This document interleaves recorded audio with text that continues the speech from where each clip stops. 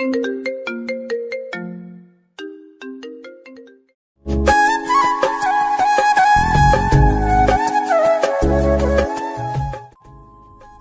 তুই আমাকে বিয়ে করেছিস কেন? আর আজ আমাদের বাসর রাত, তবু একটা পাপ্পিও দেস না, মুখ অন্যদিকে ঘুরিয়ে রেখেছিস। কোথায় ভেবেছিলাম বর এই করবে সেই করবে, শাকচুন্নি বান্ধবীদের কথার সাথে কোনো মিল দেখতে পাচ্ছি না। এদিকে হঠাৎ আমি বাসরাতে নতুন বউয়ের মুখে তুই নামক ডাকটা শুনে খানিকটা অবাক হলাম। কি হলো, কিছু বলছিস না কেন? বিয়ে কেন করেছিস? কিছু করবি না? না করলে ফল কাটার ছুরি গলায় চালিয়ে দেবো। এই এই তুই ভয় পাচ্ছিস কেন? ছুরি তো চালাবো আমার গলায়, আর ফাঁসি হবে তোর। সরি, তুই করে বলে ফেললাম। আচ্ছা বাদ দেন ওইসব, তাকান আমার দিকে। আমার বুকের বাম পাশটা একটা তিল আছে। বুকের বাম পাশে তিল থাকলে নাকি বড় অনেক রোমান্টিক হয়। ইচ্ছি বউয়ের মুখে এসব কথা শুনে আমি বিস্ময়ের দৃষ্টিতে তাকিয়ে বলতে লাগলাম, মানে কি বলছেন এইসব? এইসব কি বলতে হয়? চুপচাপ ঘুমান, নইলে নিচে শুতে হবে। বয়স 15 হবে কিনা সন্দেহ আছে। কথা বলে কি এক একটা। হায় আল্লাহ, কি বলেন আপনি? না আমার স্বামী, ভাবি বলেছে স্বামীর কাছে সব বলতে হয়। আচ্ছা আরো কোথায় কোথায় আছে বলবো কি? জানেন আমার না নাভির কাছে। আল্লাহ আমাকে বাঁচাও, মেয়েটা তো দেখছি আমায় পাগল বানিয়ে ছাড়বে। এই পিচ্ছি, চুপ করবে তুমি? শুনেছি বাসর ঘরে নাকি এই হয় সেই হয় স্বামী স্ত্রীর মাঝে। আপনি তো দেখছি কিছুই করছেন না, একটা কিস তো করতে পারেন। ছাই রোমান্টিক আপনি। আচ্ছা জড়িয়ে তো নিতে পারেন, তা না করে মাঝখানে কোলবালিশ দিয়ে রাখছেন। কার কাছে শুনেছ? কেন, ভাবির কাছে। আর কি শুনেছ? ভাবি বলেছে স্বামী যেমন যেমন করতে বলে তেমনি করতে। ও আচ্ছা, খুব ভালো তোমার ভাবিটা। এখন তুমি ঘুমিয়ে যাও। তোমার ভাবি বলেছে না স্বামী যা বলেছে তাই করতে, সো তাড়াতাড়ি ঘুমিয়ে যাও। তাহলে ঘুমাবো? বাসর রাতে নাকি ঘুমায় না? তুমি কি আমাকে ঢপ দিচ্ছ? আচ্ছা কোলবালিশটা সরাও, মাঝখানে ইন্ডিয়া পাকিস্তান করে রাখছে। এই পিচ্ছি, চুপ করবে?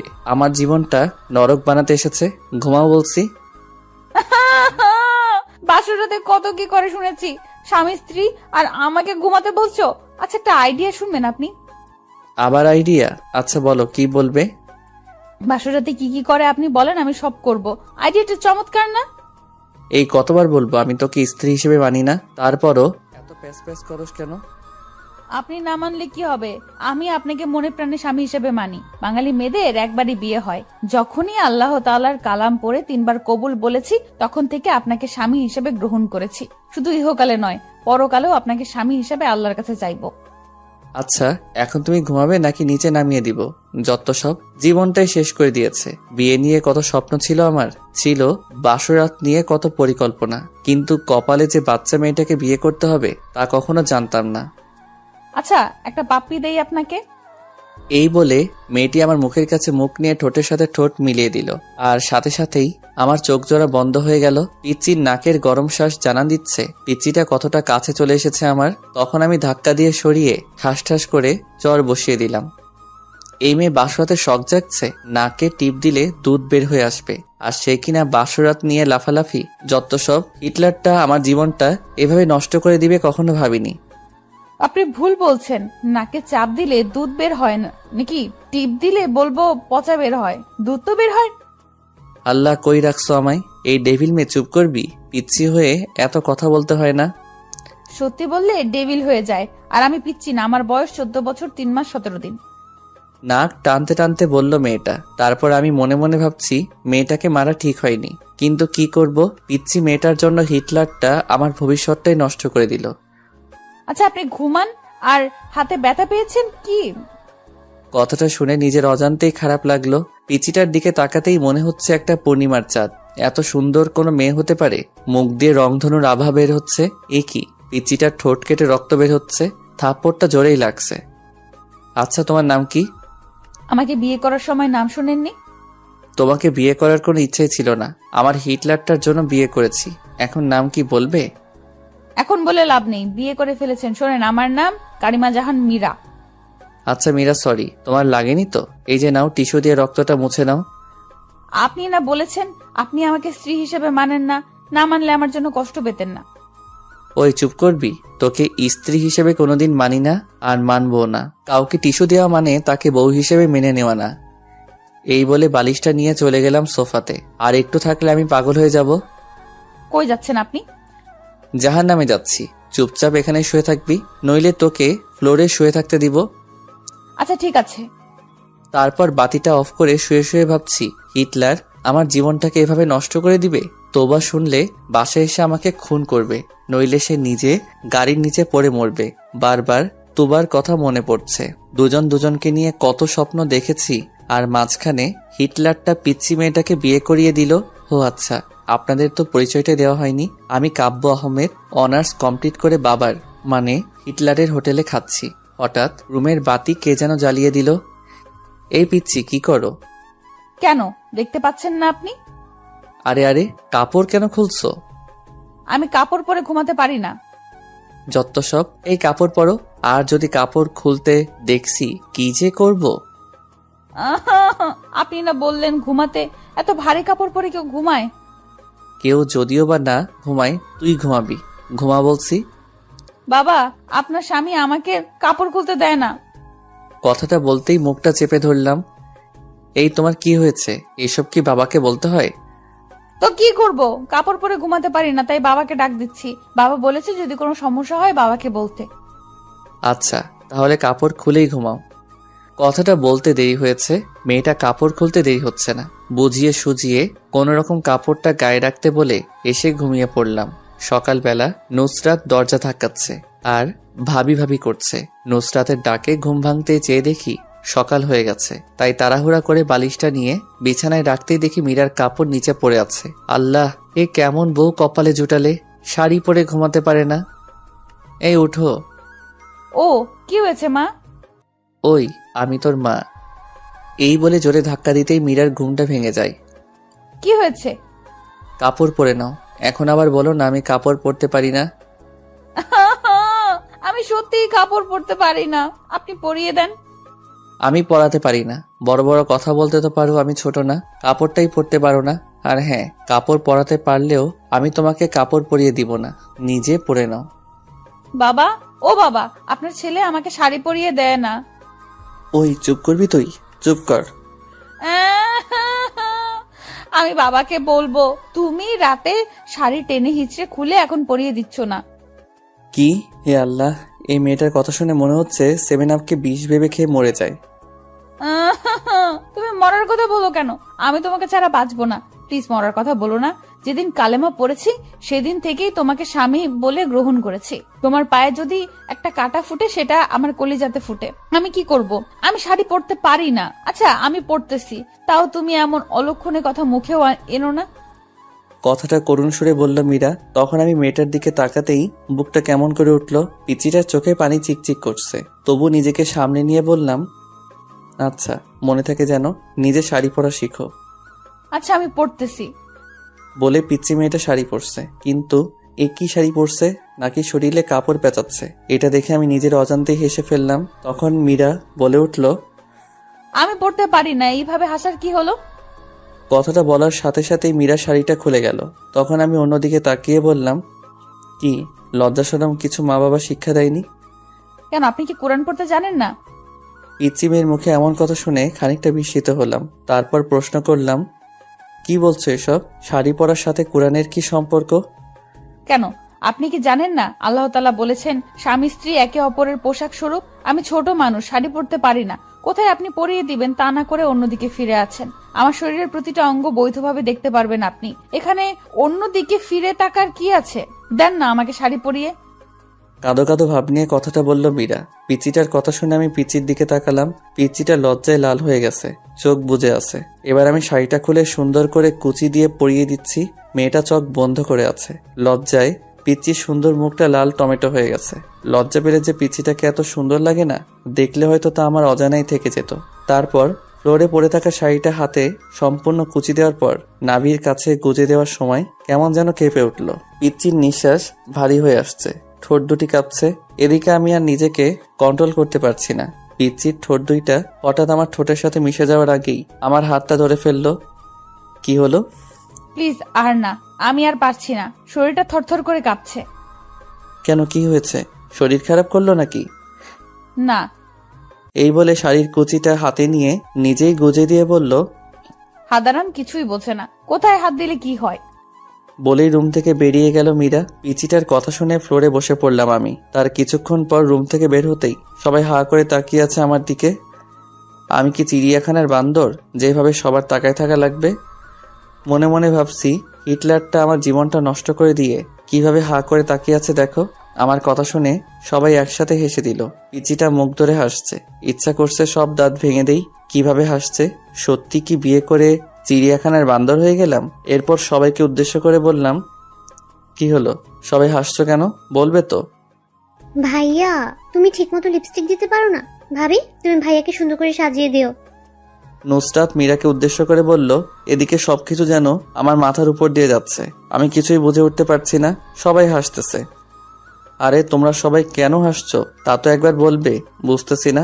ওই জান্নাত, ফাইজলামি না করে বল কি হয়েছে? আমি কি বিয়ে করে জোকার হয়ে গেলাম? আর তোরা যেভাবে হাসছিস মনে হচ্ছে আমি চিড়িয়াখানা থেকে বের হয়ে আসলাম। ভাইয়া, তোমার মুখে লিপস্টিক লেগে আছে, যাও ফ্রেশ হয়ে আসো। মানে? রাতে পিচিটা এমন কাজ করেছে, নিজের উপর নিজেরই রাগ হচ্ছে। পিচিটাকে দেখি মিটিমিটি হাসছে আর মনে মনে ভাবছে এখন কেমন লাগে।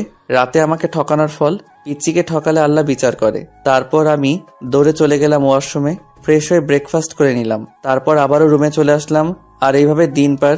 সন্ধ্যাবেলায় ফোনটা ক্রিং ক্রিং করে বাজছে। আমি ফোন ধরতেই ওপাশ থেকে চাপা কান্নার আওয়াজ। ফোনের ওপাশ থেকে কোনো কথা আসছে না, শুধু চাপা কান্নার আওয়াজ ছাড়া। বুকের ভেতরটা হাহাকার করছে। কলিজাটা ক্ষত বিক্ষত হয়ে যাচ্ছে। কারণ ফোনের ওপাশে যে মানুষটি কান্না করতেছে সে আর কেউ নয়, আমার ভালোবাসার মানুষ সাথী। নিজের অজান্তেই চোখ থেকে টুপটাপ করে পানি পড়ছে। এভাবে প্রায় 5 মিনিট পর ওপাশ থেকে সাথী বলল, কি অপরাধ করেছিলাম? কেন করলে আমার সাথে এমন? আমি তো তোমার পায়ের নিচে এক টুকরো জায়গা চেয়েছিলাম, কিন্তু তুমি আমার কলিজাতে ছুরি চালিয়ে দিয়ে বিয়ে করে নিলে। আমাদের 3 বছরের রিলেশনশিপ কিভাবে ভুলবো? তাই সিদ্ধান্ত নিয়েছি সুইসাইড করব। যে জীবনে আমার ভালোবাসার মানুষকে পাবো না, সে জীবন রেখে কি করব? সাথীর মুখে সুইসাইডের কথা শুনে হঠাৎ আমি থমকে গেলাম। আমার মনে হচ্ছে কেউ যেন আমার বুক থেকে কলিজাটা বের করে নিচ্ছে। কি বলবো কিছু ভাবতে পারছি না। তখন সাথীকে বললাম কিভাবে আমার আর মীরার বিয়ে হয়েছে আর কেন আমি বিয়েটা করলাম। সাথীকে বললাম ওই মেয়েকে কাবিনের 6 লক্ষ টাকা দিয়ে আগামী 6 মাসের মাঝেই ডিভোর্স দিয়ে দিব বলে সাথীকে একটা পাপ্পি দিয়ে ফোনটা রেখে দিলাম। কিন্তু ফোন রেখে পিছন দিকে তাকাতেই দেখি পিচ্চিটা আমার পিছনে দাঁড়ানো, চোখ থেকে অশ্রু গাল গড়িয়ে পড়ছে। আমি ফিরে তাকাতেই দৌড়ে রুমে গিয়ে দরজা লক করে দিল। যাবার আগে বলে গেল সে এই জীবন রাখবে না। আমি যাওয়ার আগেই দরজা লক করে দিল পিচ্চিটা। খুব ভয় হচ্ছে এখন। তারপর আমি আস্তে আস্তে দরজার কাছে গিয়ে বললাম, প্লিজ আমার পিচ্চি বউ দরজা খুলো। আর অমন কথা বলবো না, খুব কষ্ট হচ্ছে, প্লিজ দরজাটা খুলো। কিন্তু পিচ্চিটা দরজা খুলছে না। তখন একবার মনে মনে ভাবলাম মা বাবাকে ডাক দেই, পিচ্চিটা যদি কিছু করে ফেলে। তারপর আমি যখনই মাকে ডাক দিব তখনই পিচ্চিটা দরজা খুলে বলল, কি বললা? আমি তোমার পিচ্চি বউ? তুমি কি করে ভাবলে আমি সুইসাইড করব? আর ওই শাকচুন্নিটা তোমার সাথে ঘর করবে? আমি তোমায় ছাড়ছি না। তবে আমি সব শ্বশুরকে বলে দিব, বলবো তুমি এক শাকচুন্নিকে বলছো যে তুমি তাকে বিয়ে করবে, আমাকে ডিভোর্স দিবে। আরে না না, তেমন কিছুই না, আমি তো মজা করছি। আমার বউটা কত কিউট। মিথ্যা গুছিয়ে বলতে হয়। আমাকে ডব দিচ্ছ, আমি বাবাকে ঠিকই বলে দিব। প্লিজ মীরা, বলো না। বলবো না, তবে একটা শর্ত আছে। কিসের শর্ত? আমাকে 5 মিনিট কিস করতে হবে। হোয়াট? কিস? না, লিপ কিস। সম্ভব না, প্লিজ পাগলামি করো না। কি করব? আমি না তোমার বউ? বাসুরাতে কিছু করছো? না বিড়াল মারছো নাকি অন্য কিছু? একটা বিড়াল ধরে মারলে কি এমন ক্ষতি হতো?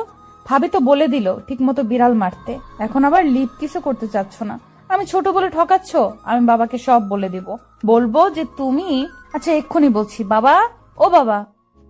কথাটা বলার আগেই শত অনিচ্ছা থাকা সত্ত্বেও নিজেকে বাঁচাতে পিচ্চিটার ঠোঁটের সাথে ঠোঁট মিলিয়ে দিলাম। দেখলাম পিচ্চির চোখ জোড়া বন্ধ হয়ে আছে। পিচ্চিটা শক্ত করে জড়িয়ে ধরে আছে আমায়। আমি ছাড়াতে চেয়েও ছাড়াতে পারছি না। তখন হঠাৎ দরজার বাইরে থেকে জান্নাত ডাকছে। জান্নাত। দরজা ধাক্কা মেরে খোলার সাথে সাথেই আমি মীরাকে নিজের কাছ থেকে ছাড়িয়ে নিলাম। তারপর জান্নাত এসে বলল যে বাবা আমাকে আজ অফিস যেতে বলছে। তারপর জান্নাতকে আমি বললাম বাবাকে বলো আমি অফিস যাচ্ছি। তারপর রেডি হয়ে বাসা থেকে বের হয়েই স্বস্তির নিঃশ্বাস নিলাম। পিচিটার হাত থেকে বাঁচলাম। তখন গাড়িতে থাকা অবস্থায় একটা মেসেজ আসলো। মেসেজে লেখা ইমোতে আসো। ইমোতে গিয়ে দেখি সাথী হাত কেটে পিক দিয়েছি। সাথে সাথেই ফোন দিলাম। কতক্ষণ রিং হওয়ার পর ফোন ধরলো সাথী। এই পাগলি, এমনটা কেউ করে? আমি কাকে নিয়ে বাঁচবো? আমি যে তোমাকে ছাড়া বাঁচবো না। কি করব? তোমার বউ হয়ে তোমার বাড়িতে আমার যাওয়ার কথা ছিল। নিজের ভালোবাসার মানুষ অন্যের বুকে, যাকে নিজের থেকে বেশি ভালোবাসলাম, আর সে আমার না। কেন যে আল্লাহ তাআলা আমাকে এসব দেখার জন্য বাঁচিয়ে রেখেছে। আমি সত্যি বাঁচতে চাই না কাব্য। যে জীবনে তোমাকে পাবো না, সে জীবন রেখে লাভ কি বলো? প্লিজ সাথী, থামবে তুমি? আমার যে আর সহ্য হচ্ছে না। তুমি আজ বিকেলে প্লিজ আমার সাথে পার্কে দেখা করো। আচ্ছা, 4টায় দেখা করব। এদিকে অফিস শেষ করে 4টায় পার্কের দিকে রওনা দিলাম। পার্কে গিয়ে দেখি সাথী নীল শাড়ি পরে বসে আছে। তারপর আমিও সাথীর পাশে গিয়ে বসলাম। বাতাসে সাথীর চুল থেকে মাতাল হাওয়া আসছে। আমার বসা দেখে সাথী আমার দিকে চেয়েই কেঁদে দিল।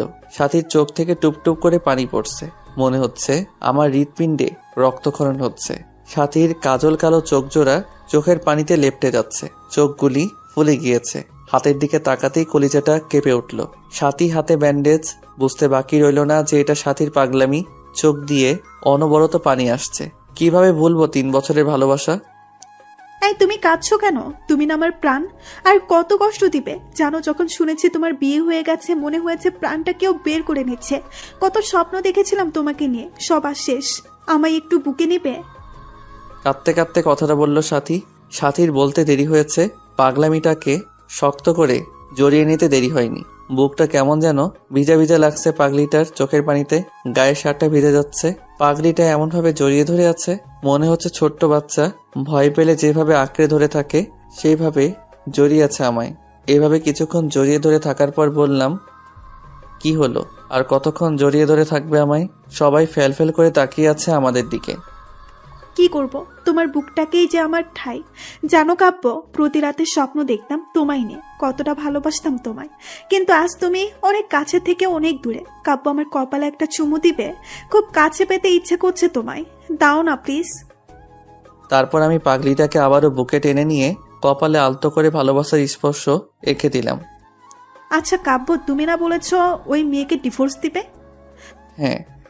তাহলে আমার মাথা শুয়ে কসম করো ওকে ডিভোর্স দিবে। যদি ডিভোর্স না দাও তাহলে আমার মরা মুখ দেখবে। হঠাৎ সাথীর কথাটা যেন আমার কলিজাতে গিয়ে বিঁধল। নিজের অজান্তেই সাথীর মাথায় হাত রেখে ওয়াদা করলাম মীরাকে ডিভোর্স দিব। কথাটা বলার সময় পিচ্চির মুখটা বারবার চোখের সামনে ভেসে উঠছিল। এদিকে সাথীকে ওর বাসায় পৌঁছে দিয়ে ফোনটা বের করে দেখি 73টা মিসড কল। ফোন সাইলেন্ট ছিল, তাই বুঝতে পারিনি। তারপর সন্ধ্যায় বাসায় এসে দেখি মীরা কোথাও নেই। তখন মা বলল ফ্রেশ হয়ে আসতে। তারপর আমি ফ্রেশ হওয়ার জন্য যখনই বাথরুমের দরজা ধাক্কা দিয়েছি তখনই এক চিৎকার। ওমা গো ভূত! মীরার চিৎকারে আমি মীরার দিকে তাকাতেই দেখি পিচ্চিটা শাওয়ার নিচ্ছে, শরীরে কাপড় নেই। এক দৌড়ে বাথরুম থেকে বের হয়ে সোজা রুমে গিয়ে বসে আছি। কিছুক্ষণ পর দেখি পিচ্চিটা ভেজা চুলে আয়নার সামনে গিয়ে বসলো। শাড়িটা কোনো রকম শরীরে পেঁচিয়েছে। আমার শরীরটা রাগে ফাটতেছে। বাথরুমের ঘটনার কথা মনে করে তাই গিয়ে জিজ্ঞেস করলাম, ওই পিচ্চি মেয়ে, বাথরুমে শাওয়ার নিলে দরজা লক করে নিতে হয় না? নিতে হয় তো। আমি তো জান্নাতকে বলেই দিয়েছি আমি দরজা বন্ধ করে শাওয়ার নিতে পারি না, ভয় হয় আমার। আর ওকে পাহারা দিতে বলেছি যেন কেউ না আসে। তখন আমি মনে মনে বলছি, এই জন্যই তো ডেভিল বোনটা ওয়াশরুমে যেতেই দেখে মুচকি মুচকি হাসলো। এদিকে পিচিটার দিকে চেয়ে দেখি পিচিটা চোখে কাজল দিতে গিয়ে চোখের নিচে লেপটে ফেলেছে। যতটা না রাগ হচ্ছে তার চেয়ে বেশি হাসি পাচ্ছে। এই গোমরা মুখো, হাসো কেন? আমি কি করব? কখনো কোনোদিন সাজিনি, কিন্তু তুমি আমাকে আদর করো না, ভালোবাসো না, তাই আমার লক্ষ্মী ননদিনীটা আমাকে এইভাবে সাজতে বলেছে। কিন্তু আমি তো কাজল দিতে পারি না। দিয়ে দাও না, সেদিনের মতো শাড়ি পরিয়ে দাও না প্লিজ। পিচিটার কথা শুনে আমার খুব রাগ হচ্ছে। বাবা যে কি দেখে পিচিটাকে আমার ঘাড়ে চাপিয়েছে। এই পিচ্ছি, আরেকবার শাড়ি এবং কাজল দিয়ে দেওয়ার কথা বললে ঘর থেকে বের করে দিব। পিচ্ছিটা কথাটা শুনে সাথে সাথে কান্না করে দিল আর হেসকি দিতে দিতে বলল, আমাকে তাড়িয়ে দিও না। তুমি তাড়িয়ে দিলে আমি কোথায় যাব? আমার যে কেউ নেই তুমি ছাড়া। তখন আমি কোনো জবাব না দিয়ে রুম থেকে বের হয়ে গেলাম। মা খাবার বেড়ে দিলে যখনই খাবার মুখে দিব তখনই বলল, কাব্য বাবা, মীরা মাটা খায়নি। মীরা বলছিল তুই আসলে খাবে। জানিস বাবা, ছোট মেয়ে তো, সারাদিন এত করে বলার পরেও কিচ্ছু খায়নি। মেয়েটার মুখের দিকে তাকানো যায় না। ওকে নিয়ে একসাথে খা। মার কথা শুনে নিজের অজান্তেই মনটা খারাপ হয়ে গেল পিচ্চি মেয়ের পাগলামি দেখে। আচ্ছা মা, তুমি বসো, আমি মীরাকে নিয়ে আসছি। এই বলে রুমে গিয়ে দেখি পিচিটা ড্রেসিং টেবিলের সামনে বসে এখনো কাঁদছে। এই মীরা, তুমি খাওনি কেন? স্বামীকে ছাড়া কোন স্ত্রী খায়? আচ্ছা চলো একসাথে খাবো। আর হ্যাঁ, আজকের পর খাবার সময় হলে খেয়ে নিবে, আমার জন্য অপেক্ষা করতে হবে না। না, আমি খাবো না। তুমি একটা পচা, আমাকে আদর করো না। খেতে পারি, তার আগে আমার চোখে কাজল দিয়ে দিবে, কালকের মতো শাড়ি পরিয়ে দিবে। জানো, তোমার স্পর্শ আমার অঙ্গ জুড়ে থাকে। তুমি বোঝো না তোমার স্পর্শে আমি কতটা শিহরিত। তারপর নিজের অনিচ্ছা সত্ত্বেও পিচিটার চোখে কাজল এবং শাড়ি পরিয়ে দিলাম। রাতে একসাথে খেয়ে একটা বালিশ আর চাদর নিয়ে আমি ফ্লোরে শুয়ে পড়লাম, পিচিটাকে খাটে শুতে দিয়ে। এদিকে পিচিটা খাটে শুয়ে থাকার জন্য বললেও ধমক দিতেই আর কিছু বলেনি। এদিকে রাতে ঘুমিয়ে গেছি, হঠাৎ বুকটা ভারী ভারী লাগছে। চোখ খুলতেই ভূত দেখার মতো ভয় পেলাম, কারণ মীরা আমার বুকে শুয়ে আছে। চাঁদের আলো জানালার কাজ ভেদ করে পিচিটার মুখে এসে পড়ছে। এত মায়াবতী লাগে, কোনো মেয়েকে চাঁদের আলোয় না দেখলে হয়তো আমার অজানাই থেকে যেত। তখন হঠাৎ সাথীর কথা মনে হতেই পিচিটাকে বুক থেকে সরিয়ে দেওয়ার জন্য ধাক্কা দিতেই আরো শক্ত করে জড়িয়ে ধরল। এই কি করছো? ওঠো বলছি। কিন্তু মীরা ঘুমের মাঝেও চোখ খুলতে খুলতে বলল, আমার স্বামীকে জড়িয়ে ধরে আছি, এতে খারাপের কি? আমার অধিকার আমি আদায় করে নিব। তখন আমি মীরাকে বুক থেকে ছাড়িয়ে কষে একটা থাপ্পড় দিয়ে বলতে লাগলাম, তোকে বলেছি না আমাকে স্বামী না ভাবতে, কেন জড়িয়ে ধরে থাকিস? আমি বলছি না তোকে ডিভোর্স দিয়ে দিব? কথাটা বলতে খাটে চলে গেল মীরা। আমি আবার গভীর ঘুমে হারিয়ে গেলাম। এদিকে ঘড়ির কাঁটা 1টা বাজতেই মীরা ঘুম থেকে ওঠে, সুন্দরভাবে অজু করে 2 রাকাত নামাজ শেষ করে মোনাজাত ধরে বলতে লাগলো, হে পরওয়ারদিগার, আমার আল্লাহ, তুমি তো সর্বশক্তিমান। তোমার হুকুম ছাড়া গাছের একটা পাতাও নড়ে না। তুমি ছাড়া তো আমার কষ্ট বোঝার মতো কেউ নেই। এই মধ্যরাতে পৃথিবীর সবাই যখন গভীর ঘুমে, তখন তোমার অভাগী বান্দিটা তোমার দরবারে 2টি হাত তুলে ধরেছে। তুমি কি দেখো না আল্লাহ, আমি আমার স্বামীকে কতটা ভালোবাসি? আমার বুক থেকে আমার স্বামীকে তুমি কেড়ে নিও না। তোমার পবিত্র কালেমা পড়ে বিবাহ নামক পবিত্র বন্ধনে আবদ্ধ হয়েছি, এই বাঁধন ছিন্ন করো না। বাঁচবো না আল্লাহ। ও আল্লাহ, আমার স্বামীর পায়ের নিচের জায়গাটুকু আমাকে ভিক্ষা দাও। কথাটা বলে ফুপিয়ে ফুপিয়ে কাঁদতে লাগলো মীরা। পরের দিন সকালে মায়ের ডাকে ঘুম ভাঙলো। বাবা আজকে অফিসে যেতে না বলে মীরাকে কলেজে ভর্তি করিয়ে দিতে বলল। আমি বাবার কথাই না করতে পারি না, তাই অনিচ্ছা থাকা সত্ত্বেও ডিস্টার্বকে নিয়ে বাইকে করে রওনা দিলাম। তারপর কলেজের গেটে বাইক দাঁড় করানোর সাথে সাথেই যা দেখলাম তা দেখার জন্য আমি একেবারেই প্রস্তুত ছিলাম না। কিন্তু এখন আমি কি করব ভেবে পাচ্ছি না কিছু। সাথী কেমন করে যেন তাকিয়ে আছে আমার দিকে, মনে হচ্ছে এখনই বৃষ্টি নামবে। তারপরেও আমি সাথীকে না দেখার ভান করে মীরাকে নিয়ে কলেজের ভিতরে ঢুকে পড়লাম এবং মীরাকে কলেজে ভর্তি করে দিয়ে যখনই কলেজ গেট পার হয়েছি, তখনই দেখি কলেজের পাশে রেল লাইনে একটা মেয়ে দাঁড়িয়ে আছে। আর মিনিট 10 পর ট্রেন আসবে, বুঝতেছি না কি করব। বাইক নিয়ে একটু কাছে যেতেই বুকটা কেঁপে উঠল, কারণ এ আর কেউ না, সাথী। রেল লাইনের মাঝখানে দাঁড়িয়ে আছে, ট্রেন আসার শব্দ হচ্ছে। মিনিট 5 মাঝে ট্রেন আসবে। এদিকে আমি সাথীকে ডাকছি, সাথী চোখ বন্ধ করে আছে। আমার বাইক রেল লাইনের সাইডে পাথরের সাথে ধাক্কা লেগে হঠাৎ নিয়ন্ত্রণ হারিয়ে পড়ে যায় আর বাইক পড়ে আমার গায়ের উপর। আমি খুব করে চেষ্টা করছি আমার উপর থেকে বাইক সরাতে, কিন্তু পারছি না। এদিকে দেখা যাচ্ছে ট্রেন প্রায় কাছে এসে পড়েছে। বুকের হার্টবিট বেড়ে যাচ্ছে। সাথীকে গলা চেঁচিয়ে ডাকছি, তারপরও সাথী শুনছে না। না, এই দৃশ্য আমি সহ্য করতে পারবো না। মনে মনে আল্লাহ তাআলার কাছে সাহায্য চাচ্ছি। চোখ দিয়ে নীরবে অশ্রু ঝরছে, হাঁটু কেটে রক্ত বের হচ্ছে, বুকটা ফেটে যাচ্ছে। পাগলের মতো আল্লাহকে ডাকছি আর বাইক সরাতে চেষ্টা করছি। মনে মনে বলছি, হে আল্লাহ, আমাকে শক্তি দাও বাইক সরানোর। আমার হৃদয়টা রেল লাইনের মাঝে, হে পরম করুণাময়, রহম করো তোমার বান্দাকে বলেই বাইক সরানোর জন্য চেষ্টা করছি। তারপর আল্লাহর নাম নিয়ে বাইকে জোরে একটা ধাক্কা দিতেই বাইকটা সরে যায় আমার উপর থেকে। এদিকে ট্রেন প্রায় সাথীর কাছে এসে পড়েছে। আমি তখন দৌড়ে গিয়ে সাথীকে রাস্তা থেকে সরিয়ে তাড়াতাড়ি করে বুকে জড়িয়ে নিলাম। সাথী কাঁদছে, এদিকে এখন আমার হাঁটু থেকে রক্ত বের হচ্ছে। সাথী কান্না করে করে আমার শার্ট ভিজিয়ে দিচ্ছে। তারপর সাথীকে বুক থেকে ছাড়িয়ে কষে একটা থাপ্পড় দিয়ে বললাম, এই পাগলি, কেন এমন পাগলামি করছো? জানো না তোমাকে ছাড়া আমি নিজেকে ভাবতে পারি না? কেন মরতে যাচ্ছিলে?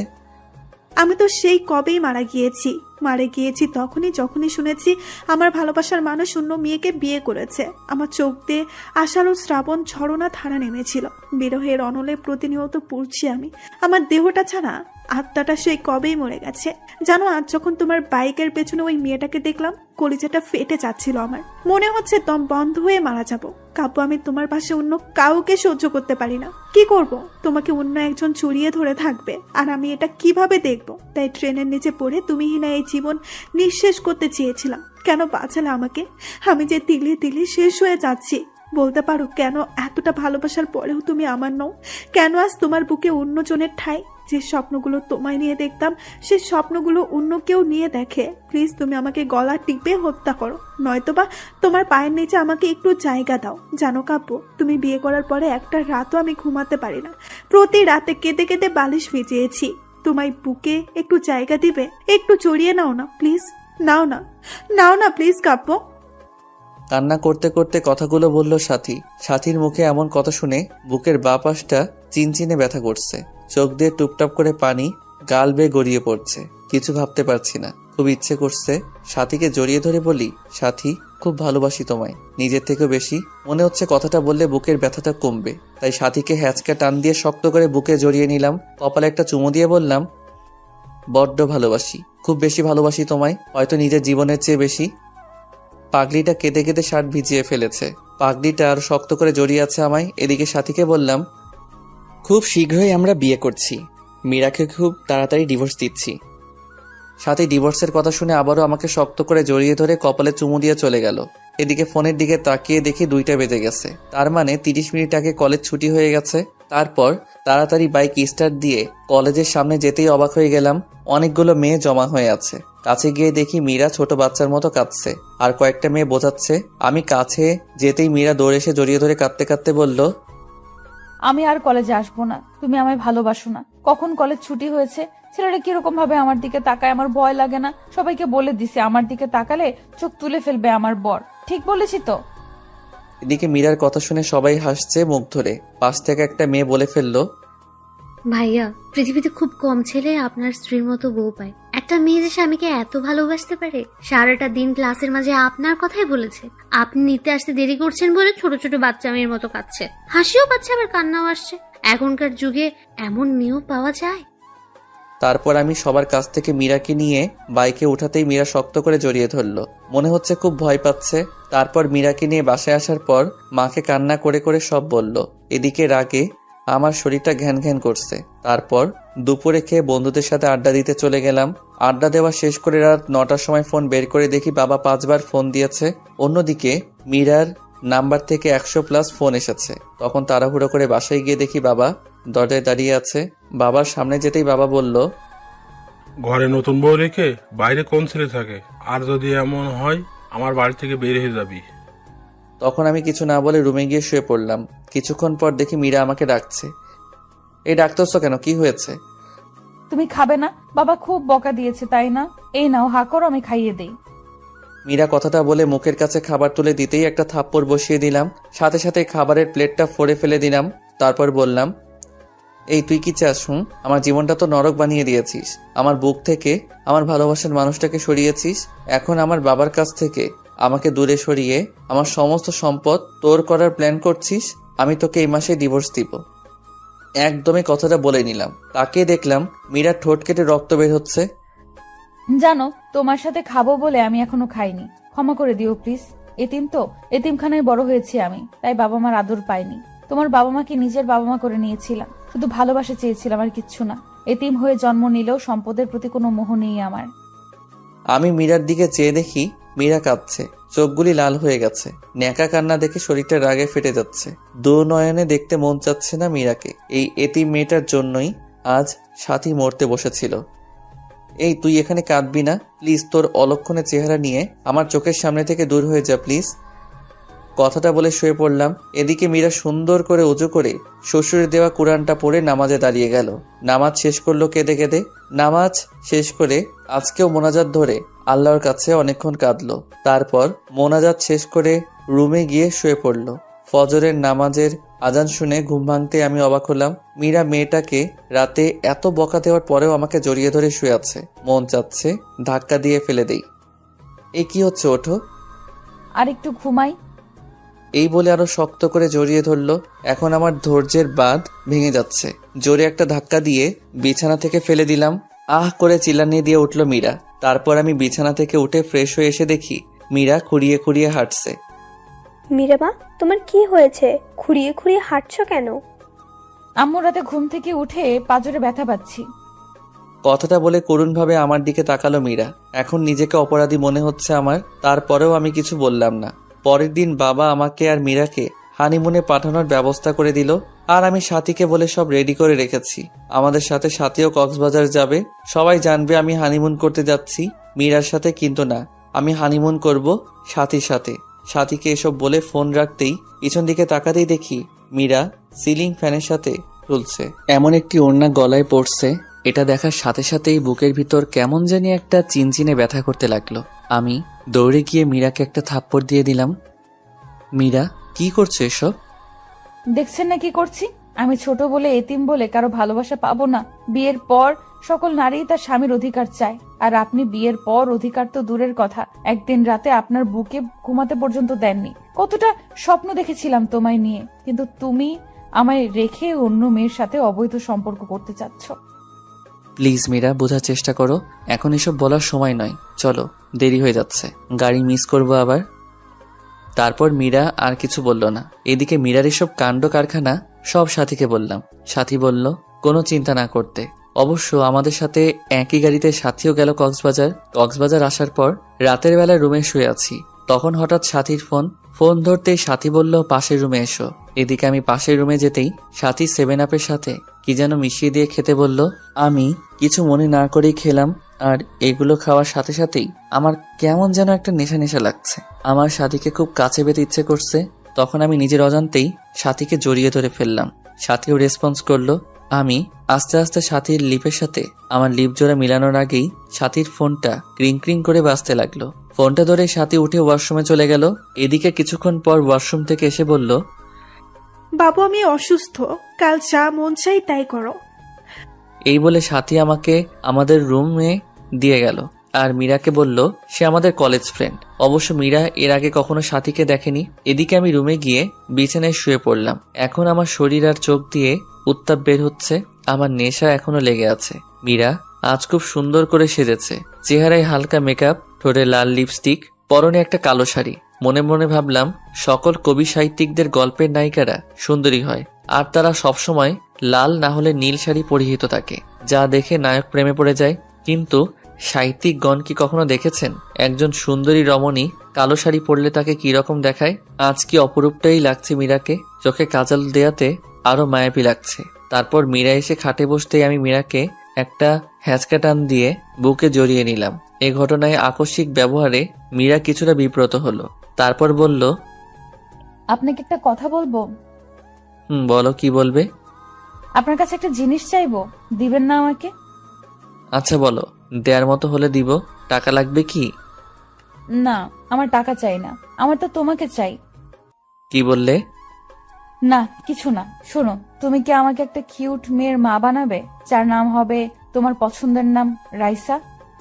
লজ্জাভরা মুখে কথাটা বলে মাথা নিচু করে ফেললো মীরা। ইস, বাবুর মা হবার কথা বলে কিরকম লজ্জা পেয়েছে। লজ্জা পাবোই তো। তারপর আমি মীরার কানের কাছে মুখটা নিয়ে বললাম, তাহলে কাছে আসো, তোমাকে রাইসার মা বানাচ্ছি। দুষ্টুমির ছলে কথাটা বললাম।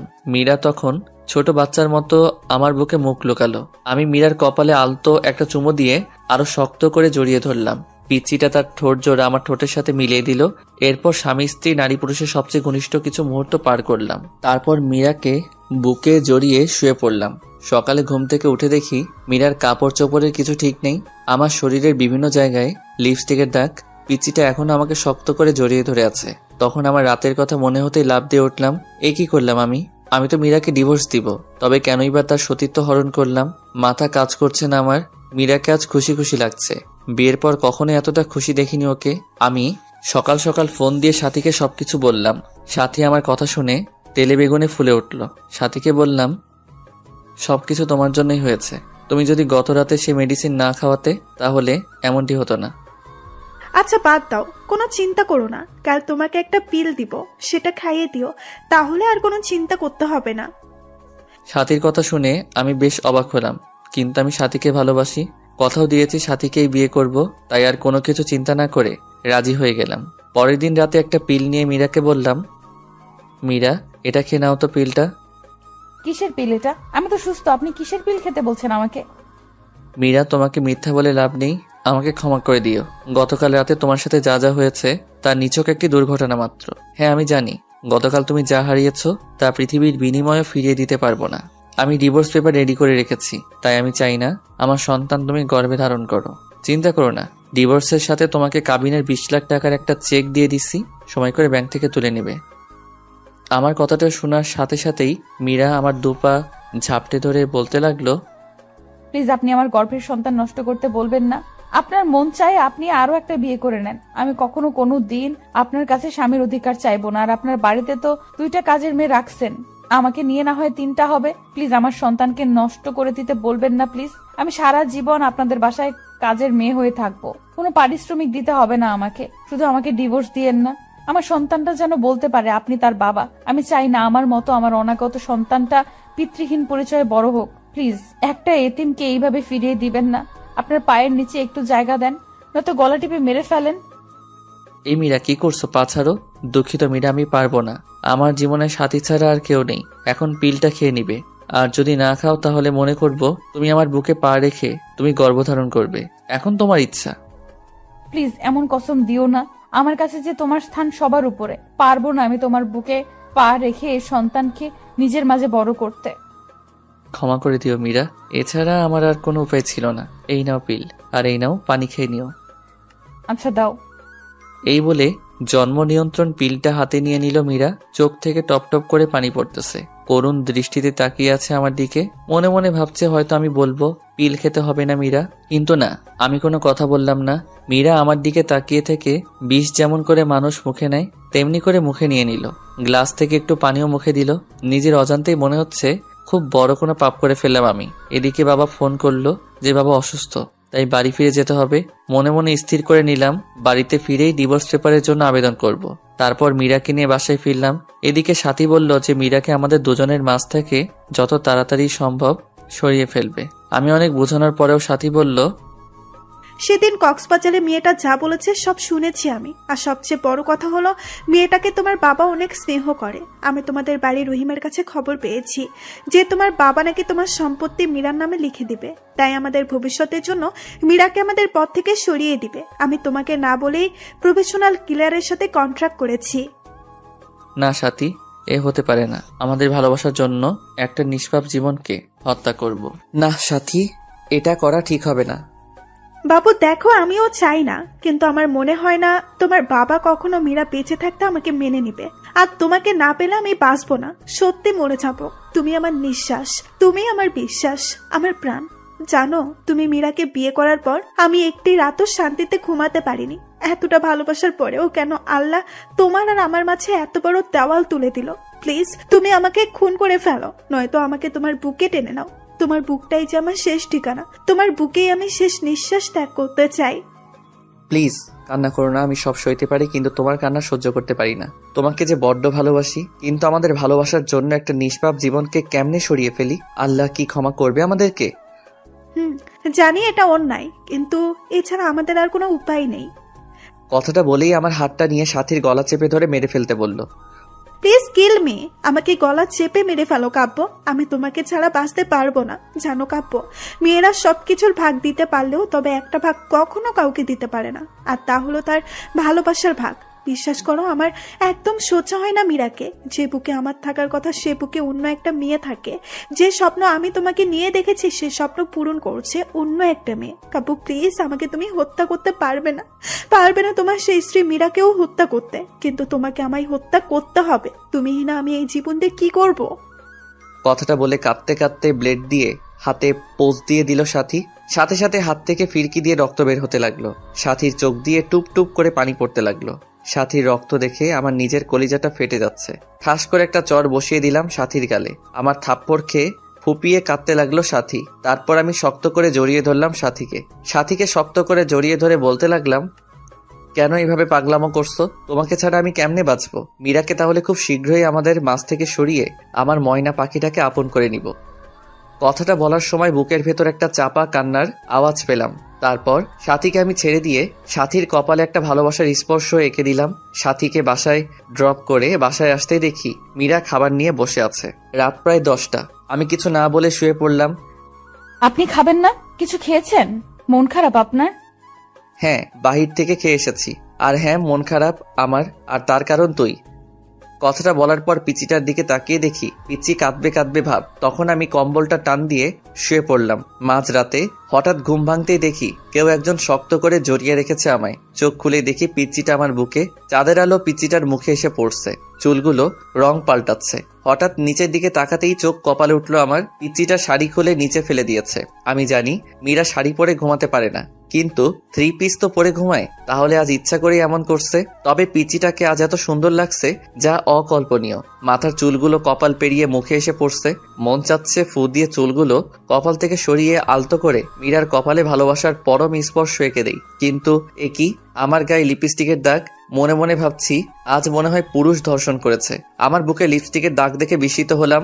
মীরার ঠোঁটের দিকে তাকিয়ে দেখি ঠোঁটে এক বিন্দু লিপস্টিকও নেই। মনে মনে ভাবছি পিচিটা কি সর্বনাশ করছে। তবে আজ কেন পিচিটাকে এত সুন্দর লাগছে। মন চাচ্ছে সারা জীবনের জন্য আপন করে নেই। হয়তো মীরার সৃষ্টি হয়েছে আমার জন্য, কিন্তু না, আমার বুকে সাথী ছাড়া কারো জায়গা নেই। আমার মন প্রাণ জোরে শুধুই সাথী। তাই মীরাকে কয়েকবার ডাক দিলাম, কিন্তু সে উঠল না। তাই জোরে ধাক্কা দিতেই চোখ কসলিয়ে কসলিয়ে উঠল। তখন আমি বললাম, কি ব্যাপার, আমার গায়ে লিপস্টিকের দাগ কেন? আর তুমি কেন আমার বিছানায় শুয়েছ? আমার না খুব ভয় করছিল, আর রাতে আমি কিছুই করিনি, সব আপনি করেছেন। আমি তো আপনার সাইডে ঘুমিয়েছিলাম, আপনি জোর করে বুকে টেনে নিয়েছেন আমাকে। আপনাকে মনে করেছিলাম এমনি অনেক ভালো, কিন্তু ঘুমের ঘোরে আপনি যে এত ডেভিল। না না, ডেভিল না, শুধু ডেভিলের বস। আমাকে লিপ কিস করেছেন, ঘাড়ে কিস করেছেন, বুকেও কিস। এই চুপ অসভ্য মেয়ে। আর কিছুক্ষণ পর বলবে আমার নাভিতে আরো কত জায়গায় করেছি, বলতে হবে না। আপনি ঘুমাননি তাহলে? সব জেগে থেকে ইচ্ছে করেই করেছেন। এই পিচ্চি চুপ করবে? মিথ্যা বলতে লজ্জা করে না? তোমার শাড়ি কে খুলেছে? শাড়ি কেন খাটের নিচে ফেলে রেখেছো? শাড়ি পরতে পারো না, বিয়ে বসেছো কেন? আমি না হয় শাড়ি পরতে পারি না, নিজে তো লুঙ্গিটাও পরতে পারো না, আবার অন্যকে শাড়ি পরার কথা বলে। পিচিটার কথা শুনে নিজের দিকে তাকাতেই চোখ বন্ধ করে ফেললাম। চাদরটা গায়ে জড়িয়ে কষে একটা থাপ্পড় দিয়ে দিলাম মীরাকে। থাপ্পড়টাকে মাটিতে পড়ে গেল মীরা। আমার রাগ চরমে উঠে গেছে। রাগের মাথায় বলতে লাগলাম, এই তুই মরতে পারিস না? আমার জীবনটাকে তো নষ্ট করে দিয়েছিস। তোকে জন্ম দিয়ে তোর মা বাবাকে খেয়েছিস, এখন আমাকেও খাবি নাকি? আর তোকে না বলছি আমি তোকে ডিভোর্স দিয়ে দিব? তারপরও কেন আমার বিছানায় আসিস? আরেকদিন যদি আমার বিছানায় আসিস তাহলে প্রয়োজনে তোকে খুন করে তারপর জেলে যাব। দুঃখিত, আপনাকে আমি খুব কষ্ট দিয়েছি, তাই না? আপনার কোথাও লাগেনি তো? আপনার হাতে কি ব্যথা পেয়েছেন? জানেন আল্লাহ কেন যে আমাকে বাঁচিয়ে রেখেছে? ছোটবেলায় অনাথ আশ্রমে বড় হয়েছি, দেখিনি মায়ের মুখ কখনো। মার ডাকটাও কখনো ডাকতে পারিনি বাবার কাছে আবদারের সুরে কিছু চাইতে। কখনো বাবার কাঁধে চড়ে ঘুরতে পারিনি, পারবোই বা কিভাবে? বাবাকে তো কখনোই দেখিনি। আর এখন আসছি আপনাকে জ্বালাতে। জানেন আত্মহত্যা মহাপাপ, সেই জন্যই হয়তো বেঁচে আছি। তা না হলে কখনোই আপনার পথের কাটা হতাম না। আপনার বাড়ির দাসী করে রেখে দিয়েন, পারিশ্রমিক হিসেবে সকাল বিকাল রাতে এভাবে থাপ্পড় দিয়েন, তবুও তো দাসী হয়ে আপনার হাতের স্পর্শটা পাবো। আর বিছানায় আসি, কি করব? ভয় পাই তো, তাই আপনার বুকটাকে নিরাপদ মনে করে শুয়েছিলাম। ক্ষমা করে দিবেন এই এতিমটাকে। নিচের দিকে তাকিয়ে কথাগুলো বলতেছিল, আর চোখ থেকে আষাঢ় শ্রাবণ ঝর্ণাধারায় মতো জল গড়িয়ে পড়ছে মীরার চোখ থেকে। পিচিটার কথা শুনে নিজের কাছেই খুব খারাপ লাগছে। এভাবে মারাটা ঠিক হয়নি। সবচেয়ে খারাপ লাগছে যখন দেখলাম পিচিটার ঠোঁট কেটে রক্ত পড়ছে। পরের দিন মা বাবা জান্নাতকে নিয়ে নানি বাড়ি চলে গেলে সাথীকে ফোন দিলে সাথী বাড়িতে চলে আসে। এদিকে সাথী আজ পিঙ্ক কালারের একটা শাড়ি পরেছে, হালকা লিপস্টিকের সাথে চুলগুলো ছেড়ে দিয়েছে। সাথী আসলেই সাথীকে নিয়ে বেডরুমে ঢুকে পড়ি। মীরা অবাক নয়নে তাকিয়ে আছে, চোখটা ছলছল করছে। মনে হচ্ছে কখন জানি বৃষ্টি নামবে। কি হলো, দরজায় দাঁড়িয়ে আছো কেন? আজ তুমি জান্নাতের রুমে থাকবে, আজ রাতে আমাদের এই রুমে আসবে না বিরক্তি করতে। আর হ্যাঁ, আমাদের দুজনের জন্য খাবার দিয়েছেও। আমার কথার উত্তরে মীরা আমার মুখের দিকে তাকিয়ে মাথা নাড়িয়ে হ্যাঁ সূচক জবাব দিল। তারপর মীরা চলে গেল। সাথী এসে আমাকে জড়িয়ে ধরে বলতে থাকে, কবে যে পাবো তোমায় সারা জীবনের জন্য? কবে তোমার বুকে মাথা রেখে ঘুমাবো? এদিকে হঠাৎ করে আমার হাতটা সাথীর স্পর্শকাতর জায়গায় চলে গেল। সাথীর নিঃশ্বাস ভারী হয়ে আসছে, ঠোঁট জোড়া আকর্ষণ করছে মিশে যাওয়ার। আমার ঠোঁট যখন সাথীর ঠোঁট জোড়াকে আবদ্ধ করে ফেলবে ঠিক তখনই মীরা খাবার নিয়ে রুমে ঢুকে পড়ে, কোনো প্রকার নক না করে।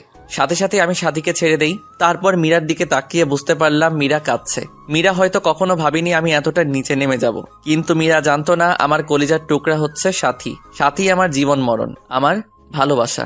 আমার ভালোবাসা সব সাথীর জন্য। তারপর মীরা খাবার রেখে চলে গেল। মীরার চোখ দিয়ে পানি পড়ছে, এটা স্পষ্ট দেখা গেল। তারপর সাথী আর আমি খাওয়া দাওয়া করে সাথীর সাথে গল্প করতে করতে কখন যে আমি তার সাথে ঘুমিয়ে গেলাম ঠিক খেয়াল নেই। অবশ্য রাত্রে আমি সাথীর সাথে ফিজিক্যালি রিলেশন করতে চাইলে ও সাথী বিয়ের পরের কথা বলে। তারপর আমরা দুজন মিলে সিদ্ধান্ত নিয়েছি 1 সপ্তাহ পর বিয়ে করব, তাই আর জোর করিনি। এদিকে মাঝরাতে কারো চাপা কান্নার আওয়াজে ঘুমটা ভেঙে যায়। চোখ খুলতেই দেখি সাথী আমার বুকে।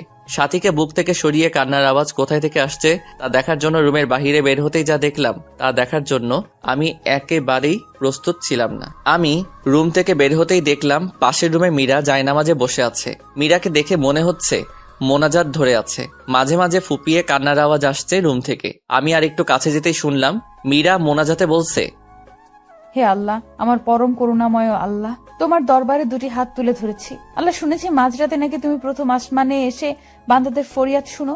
আচ্ছা আল্লাহ, আমি এতিম বলে কি আমার ফরিয়াদ শুনবে না? জানো আল্লাহ, দুনিয়াতে মানুষ কষ্ট পেলে বাবা মাকে বলে, তুমি তো আমার বাবা মাকে উঠিয়ে নিয়েছো। তুমি ছাড়া যে আসমানের উপরে জমিনের নিচে আমার আর কেউ নেই। হে আল্লাহ, শুনতে পাচ্ছ কি আমার কথা? দুনিয়াতে সন্তান কান্না করে দিলে মা দৌড়ে আসে, সন্তানকে কোলে তুলে নিয়ে গালে মুখে চুমু দিয়ে বলে, কি হয়েছে আমার লক্ষ্মী সোনা, কাঁদে না। হে আল্লাহ, তুমি তো দুনিয়ার মায়েদের চেয়ে লাখো কোটি গুণ তোমার বান্দাদের বেশি ভালোবাসো। তুমি তো সব দেখো। হে মাবুদ, আমার স্বামী আজ অন্যের বুকে শুয়ে আছে, আমার কলিজাটা ফেটে যাচ্ছে। আল্লাহ, আমার মা বাবাকে তুমি তোমার কাছে নিয়ে নিলে, আমায় কেন রেখেছো? আমাকে কষ্ট দিতে তোমার যদি এতই ভালো লাগে তাহলে দাও আরো কষ্ট। আল্লাহ, আমি যা সইতে পারছি না, একজন পতিতা নারীও তার স্বামীর ভাগ অন্য কাউকে দিবে না। আর আমি এতটাই অভাগী, জন্ম নেওয়ার পর না পেলাম বাবা মার ভালোবাসা, না পেলাম স্বামীর ভালোবাসা। আজ আমার স্বামী আমাকে বের করে দিয়ে অন্য মেয়ের সাথে রাত্রি যাপন করছে। হে আল্লাহ, আর কত কাঁদবো? কত কাঁদলে তোমার রহমতের সাগরে টান লাগবে? আর কত অশ্রু বিসর্জন দিলে তোমার আরশ কুরসি কেঁপে উঠবে? কত কাঁদলে তোমার রহমান আর রহিম নামের দয়ার সাগরে টান লাগবে? তুমি না বলেছো এতিমদের অভিভাবক তুমি? তুমি না বলেছো যার কেউ নেই তার তুমি আছো? আল্লাহ, এতিম মানুষের চোখের পানি তোমার দেখতে কি খুব বেশি ভালো লাগে? আর যে আমি পারছি না, হে রহিম রহমান আমার আল্লাহ, আমার স্বামীকে আমার করে দাও। আমার স্বামীকে তোমার জান্নাতে নিয়ে একসাথে থাকতে চাই। ও আমার আল্লাহ, তোমার এতিম গুনাহগার বান্দি কাঁদে, তুমি দেখো না গো আল্লাহ, কষ্ট দিবে দাও, আরো দাও। আমার স্বামীকে আলাদা করে দিও না, আমার বেঁচে থাকার অবলম্বন কেড়ে নিও না। হে আল্লাহ, আমার স্বামী আমাকে এত মারে, এত কষ্ট দেয়। তুমি তো দেখেছো, আমাকে 3বার থাপ্পড় দিয়েছে, 3বারই আমার ঠোঁট কেটে রক্ত বাহির হয়ে গিয়েছে। ও আমার আল্লাহ, তুমি আমার স্বামীর উপর গজব দিও না। আল্লাহ, আমি কিন্তু খুশি আছি, তবু তুমি রাগ করো না। আমাকে মেরেছে আল্লাহ, তোমায় কিন্তু মারেনি আল্লাহ। আমি কিন্তু খুশি আছি, তুমি রাগ করো না। আমার স্বামীকে তুমি হেদায়েত দাও আল্লাহ, তুমি আমার স্বামীকে হেদায়েত দাও, গজব দিও না। আমার স্বামীর বুকে শেষ নিঃশ্বাস ত্যাগ করার তৌফিক দান করো আল্লাহ। তোমার এতিম গুনাহগার বান্দির এই ফরিয়াদ রেখে তোমার দরবার থেকে হাত নামাচ্ছে আল্লাহ, আমিন। এদিকে দরজার উপাস থেকে মীরার মোনাজাত শুনে নিজের অজান্তেই চোখের পানি এসে গেল। পিছন দিকে তাকিয়ে দেখি সাথী দাঁড়িয়ে আছে। কাপু, তুমি এখানে? আর আমি তোমাকে সারা বাড়ি খুঁজতেছি। এই, তুমি কাঁদছো কেন? কথাটা বলে সাথীও কান্না করে দিয়ে বলল, কাপু, কখন আমায় ছেড়ে যাবে না তো? আমি ভয়ানক একটা স্বপ্ন দেখলাম তোমায় নিয়ে। তুমি যদি কখন আমাকে ছেড়ে চলে যাও তাহলে ফল কাটা ছুরি নিয়ে বলছি, এটা আমি আমার গলায় চালিয়ে দিব। তুমি আমাকে ছেড়ে যাওয়ার আগে আমাকে খুন করে আমার লাশের উপর দিয়ে যাবে। এদিকে সাথী আমাকে জড়িয়ে ধরে কাঁদতে লাগলো। আমিও শত অনিচ্ছা সত্ত্বেও সাথীকে বাহুডোরে আবদ্ধ করে নিলাম। সাথী কান্না করতে করতে শার্ট ভিজিয়ে ফেলছে। তারপর সাথীকে ছাড়িয়ে বললাম, ভয় পেও না, তোমাকে ছেড়ে কোথাও যাব না। তাহলে আমার মাথা ছুঁয়ে প্রমিস করো আমাকে ছেড়ে যাবে না। সাথীর কথাটা শুনে আমার হাতটা কাঁপছে। আমার চোখে বরাবর পিচিটার মায়াবী চেহারাটা ভেসে উঠছে। চোখ দিয়ে নিজের অজান্তে পানি আসতে লাগলো। কি করব কিছু বুঝতে পারছি না। জীবনটা এমন কেন? জীবনে কখনো 1000 বছর বেঁচে থাকার ইচ্ছা জাগে, আবার কখনো 1 মুহূর্তের জন্য নয়। ওই কাব্য, তুমি আমার মাথা ছুঁয়ে প্রমিস করবে না, কখনো আমায় ছেড়ে যাবে না। প্লিজ প্রমিস করো, তোমাকে হারালে সত্যি আমি যে বাঁচবো না, মরে যাবো সত্যি। প্লিজ প্রমিস করো, নয়তো ছুরিটা গলায় চালিয়ে দিব। প্লিজ এভাবে বলবে না। তুমি যে আমার ভালোবাসা, তুমি যে আমার জীবনের একটা অংশ। এই যে তোমার মাথা ছুঁয়ে প্রমিস করছি, জীবনে কখনো কোনোদিন তোমায় ছেড়ে যাব না। তুমি যে আমার ভালোবাসা, তুমি যে আমার জীবনের একটি অংশ। প্লিজ মরার কথা বলবে না আর। আমি কাকে নিয়ে বাঁচবো? আচ্ছা কাব্য, তোমাকে একটা কথা বলি, রাগ করবে না তো? কি বলবে বলো। আমায় একটা পাপ্পি দিবে? আচ্ছা, কাছে এসো। কাছে আসার কথা শুনে সাথী এতটা কাছে এসে পড়লো যে সাথীর নিঃশ্বাস আমার মুখে পড়ছে। আমার ইচ্ছে করছে না, তবুও নিজের অজান্তেই সাথীর কপালে একটা ভালোবাসার স্পর্শ এঁকে দিলাম। এদিকে সাথী আমাকে ধাক্কা দিয়ে বিছানায় ফেলে দিল। তারপর আর কিছু মনে নেই, তবে কে যেন দরজাটা চাপিয়ে দিল। হঠাৎ বিছানাটা কাঁপছে। চোখ খুলতেই দেখি ফোন এসেছে। ফোনের স্ক্রিনের দিকে তাকাতেই দেখি হিটলারটার ফোন।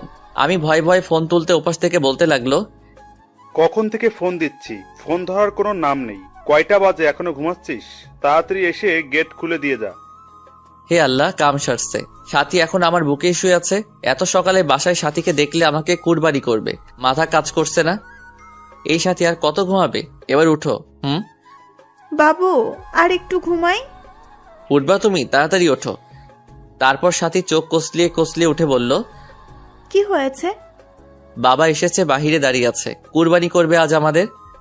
এখন কি হবে? যা হবার হবে। বুক থেকে সরো, শাড়িটা পরে নাও। তারপর সাথী শাড়িটা ঠিক করে রুমের বাহিরে এলো। আমি ভয়ে ভয়ে বাসায় গেট খুলতেই বাবা বলল, গেট খুলতে এত সময় লাগে? আর ওই মেয়ে এখানে কেন কেন এসেছে এত সকালে? আমি ঠিক কি বলবো ভেবে পাচ্ছি না, খুব ভয় হচ্ছে। পাশ থেকে তখন হঠাৎ মীরা বলতে লাগলো, বাবার সাথে আমার বান্ধবী এদিক দিয়ে যাচ্ছিল আর আমাকে ফোন দিলে আমি আসতে বলি। বাসায় আসার পর দেখি কাব্য আর সাথে পূর্ব পরিচিত। ও আচ্ছা, সাথীমা তুমি কিছু মনে করো না, কাব্য বাবার এমনই, সবকিছু সন্দেহের চোখে দেখে। আন্টি আমি কিছু মনে করিনি, আমার আজ তারা আছে। এখন তাহলে উঠি, অন্যদিন আবার আসবো। সাথী কথাটা বলে চলে গেল। সাথী চলে গেলে মীরাকে ছোট্ট করে একটা ধন্যবাদ দিলাম।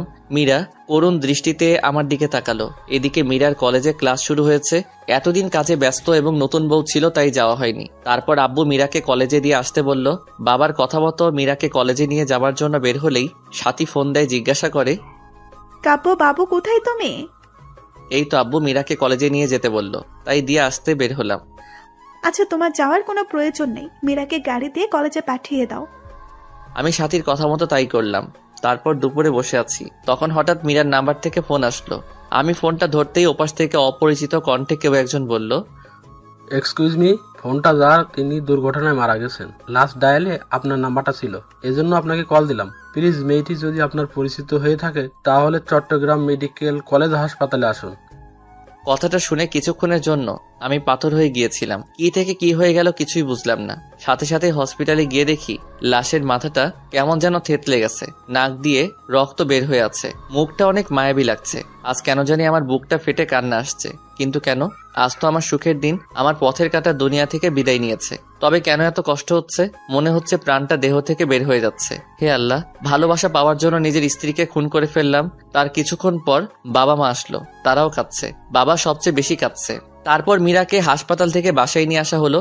আজ মীরার দাফন। আমি মীরার লাশটা কাঁধে নিয়েছি। মনে হচ্ছে কলিজাতে কেউ ছুরি চালিয়ে দিয়েছে। দূরে সাথীকে দাঁড়িয়ে থাকতে দেখলাম, সাথীও আজ কাঁদছে। আকাশ বাতাস আজ কাঁদছে মনে হচ্ছে। তারপর মীরাকে দাফন করে কিছুক্ষণ কবরের পাশে দাঁড়িয়ে থেকে চলে আসলাম। তারপর সাথী আমাকে নির্জনে ডেকে নিয়ে অনেক কান্না করলো, ক্ষমাও চাইলো। সরাসরি আমার পায়ে পড়ে বলতে লাগলো, কাব্য আমাদের ভালোবাসার জন্য একটা নিষ্পাপ জীবনকে হত্যা করে ফেললাম। আমি সাথীকে সান্ত্বনা দেওয়ার জন্য বললাম, তুমি কিছু অন্যায় করনি, যদিও বা করে থাকো সব তোমার ভালোবাসাকে পাওয়ার জন্য। তারপর সাথী চলে গেল। আমার মনে হচ্ছে মীরার ছায়া মনে হয় প্রতিনিয়ত আমার পাশে ঘুরে। কেমন যেন উদাসীন উদাসীন লাগছে। আজকে ভাবলাম সাথীর কাছে যাই, এভাবে আর পারছি না। আজ রাতটা সাথীর সাথে থাকবো। সাথীকে ফোন দিয়ে পেলাম না, এই জন্য সরাসরি বাসায় চলে গেলাম। বাসায় গিয়ে দেখি দরজা খোলা।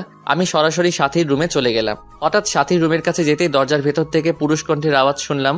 আমি ভেতরে কি হচ্ছে তা দেখার জন্য জানালার পর্দা সরিয়ে রুমের ভেতরে তাকাতেই চমকে উঠলাম। এটা কি হচ্ছে? সাথী আর তার ভাই রথক্রিয়ায় ব্যস্ত।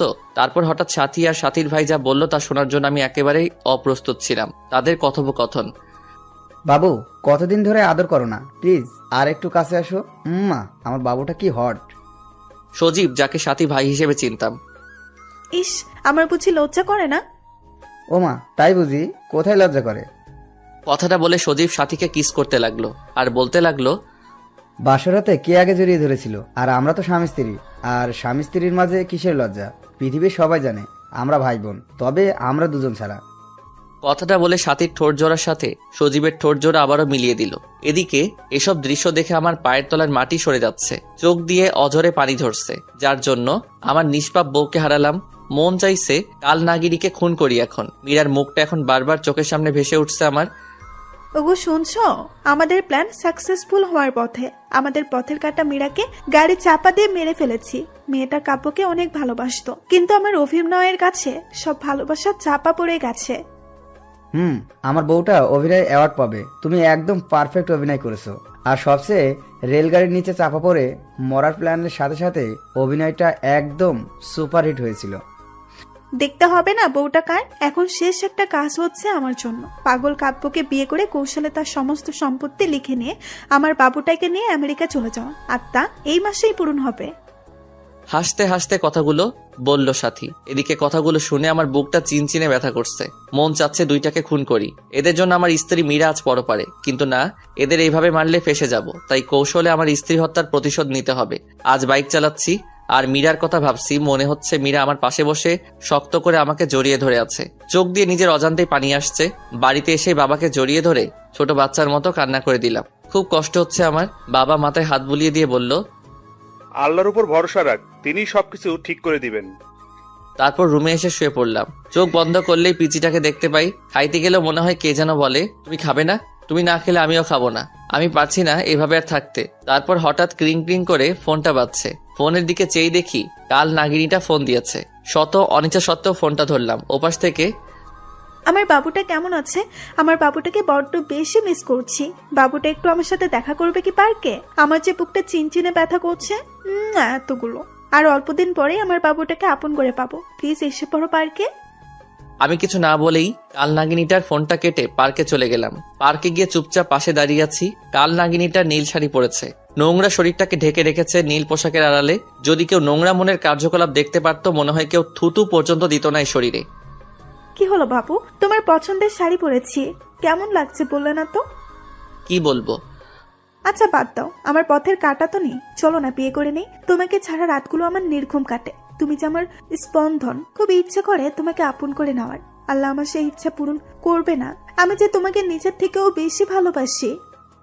কথাটা বলার সাথে সাথে ঠাস ঠাস করে চর বসিয়ে দিলাম। আর সহ্য হচ্ছে না। এই, তুই আমাকে ভালোবাসিস? তাহলে সজীবকে? কাপু কি বলছে এসব? সজীব তো আমার ভাইয়া। চোখের পানি ফেলে দিয়ে কথাটা বলল সাথী। এমন চেহারা দেখে যে কেউ কালনাগিনীটার মায়ায় পড়ে যাবে, কিন্তু আমি নই। ছি, তোর লজ্জা করে না নিজের স্বামীকে ভাই বলতে, স্বামীকে ভাই বানাতে? আমি সেদিন তোর বাসায় গিয়ে সব দেখেছি আর শুনেছি। তোদের দুটোকে আমি নিজের হাতে খুন করে আমার ফুলের মতো নিষ্পাপ স্ত্রী হত্যার প্রতিশোধ নিব। হা হা হা। তার আগে দেখ এই ভিডিওটা। তুই যদি সাথীকে বিয়ে না করিস, তাহলে বলবো তুই সাথীকে বিয়ের প্রলোভ দেখিয়ে তার সর্বনাশ করেছিস। আর সাথী এখন অন্তঃসত্ত্বা, তাই বুঝে নে কি করবি এখন তুই। কথাগুলো শুনে পিছন দিকে তাকাতেই দেখি সজীব মোবাইল ফোনে সাথীর আর আমার হোটেল রুমের ভিডিও এবং বাসার ভিডিও তুলে রাখছে। এসব দেখে নিজেকে আর কন্ট্রোল করতে পারছি না। ফোনটা আছাড় দিয়ে ভেঙে ফেললাম। বাবু খুব রাগ করেছো? এমন হাজারো ভিডিও আছে। আচ্ছা বাবু রাগ করে না, আগামী সপ্তাহে আমাদের বিয়ে। তুমি কাজে অফিসে চলে এসো, নয়তো থানাতে পাঠাবো বাসুর করতে। ওদের কথা শুনে আমি আর কিছু বলতে পারলাম না। এসব আমার পাপের ফল। তাই এখান থেকে বাসায় চলে আসলাম। বাসায় এসে মীরার ছবিটা বুকে নিয়ে কান্না করতেই ঘুমিয়ে গেলাম। পরের দিন সকালবেলা টেলিভিশন অন করতেই আমি যা দেখলাম তা দেখার জন্য আমি মোটেও প্রস্তুত ছিলাম না। কারণ খবরে দেখলাম গতকাল রোড অ্যাক্সিডেন্টে সজীব আর সাথী দুজনেই মারা গিয়েছে। মনে মনে ভাবলাম আল্লাহ তাআলার বিচার সবচেয়ে বড় বিচার, যার হাত থেকে কারো রেহাই নেই। পরের দিন মীরার পছন্দের নীল শার্টটা বের করার সময় আলমারি খুলে একটা ডায়েরি পেলাম। ডায়েরিটা হাতে নিয়েই বুঝতে পারলাম এটা মীরার লেখা ডায়েরি। না পড়া সেই ডায়েরিটার প্রথম পাতা উল্টাতেই নীল কালিতে লিখে দেখলাম, গতকাল আমার বাসর রাত ছিল।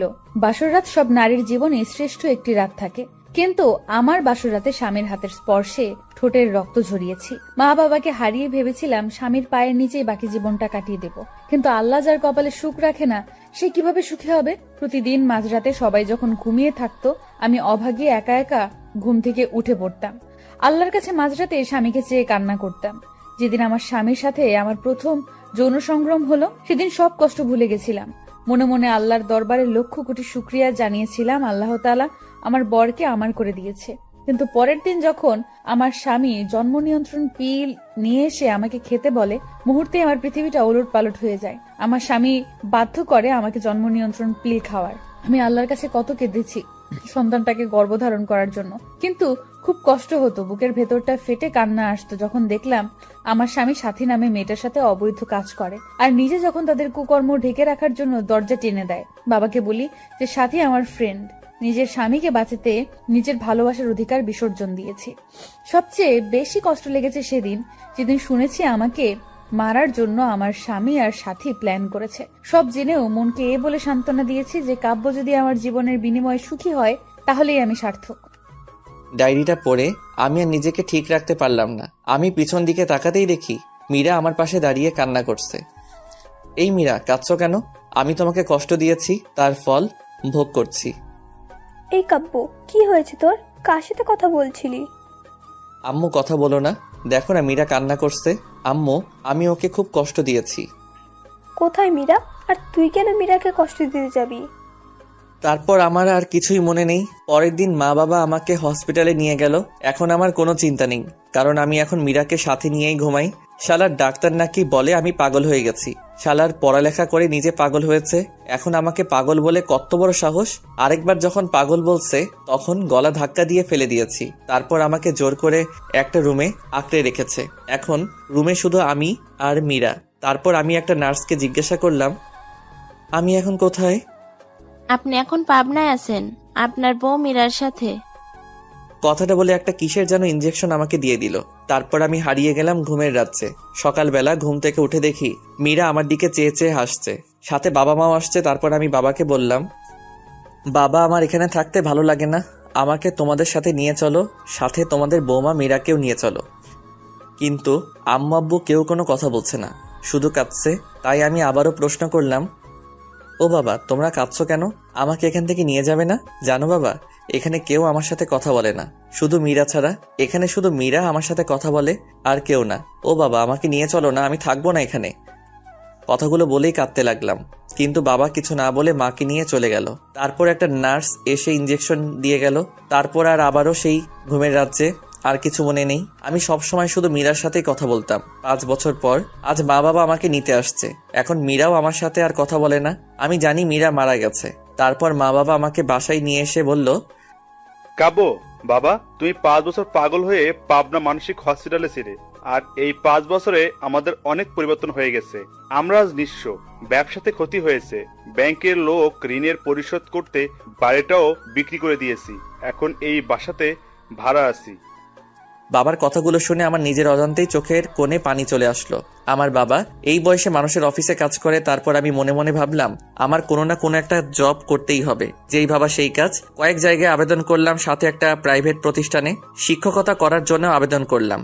সপ্তাহখানেক পর নোটিশ আসলো, সেই প্রতিষ্ঠানে আমাকে জয়েন করতে বলেছে। আর এইভাবে দিনগুলো ভালোই কাটছিল।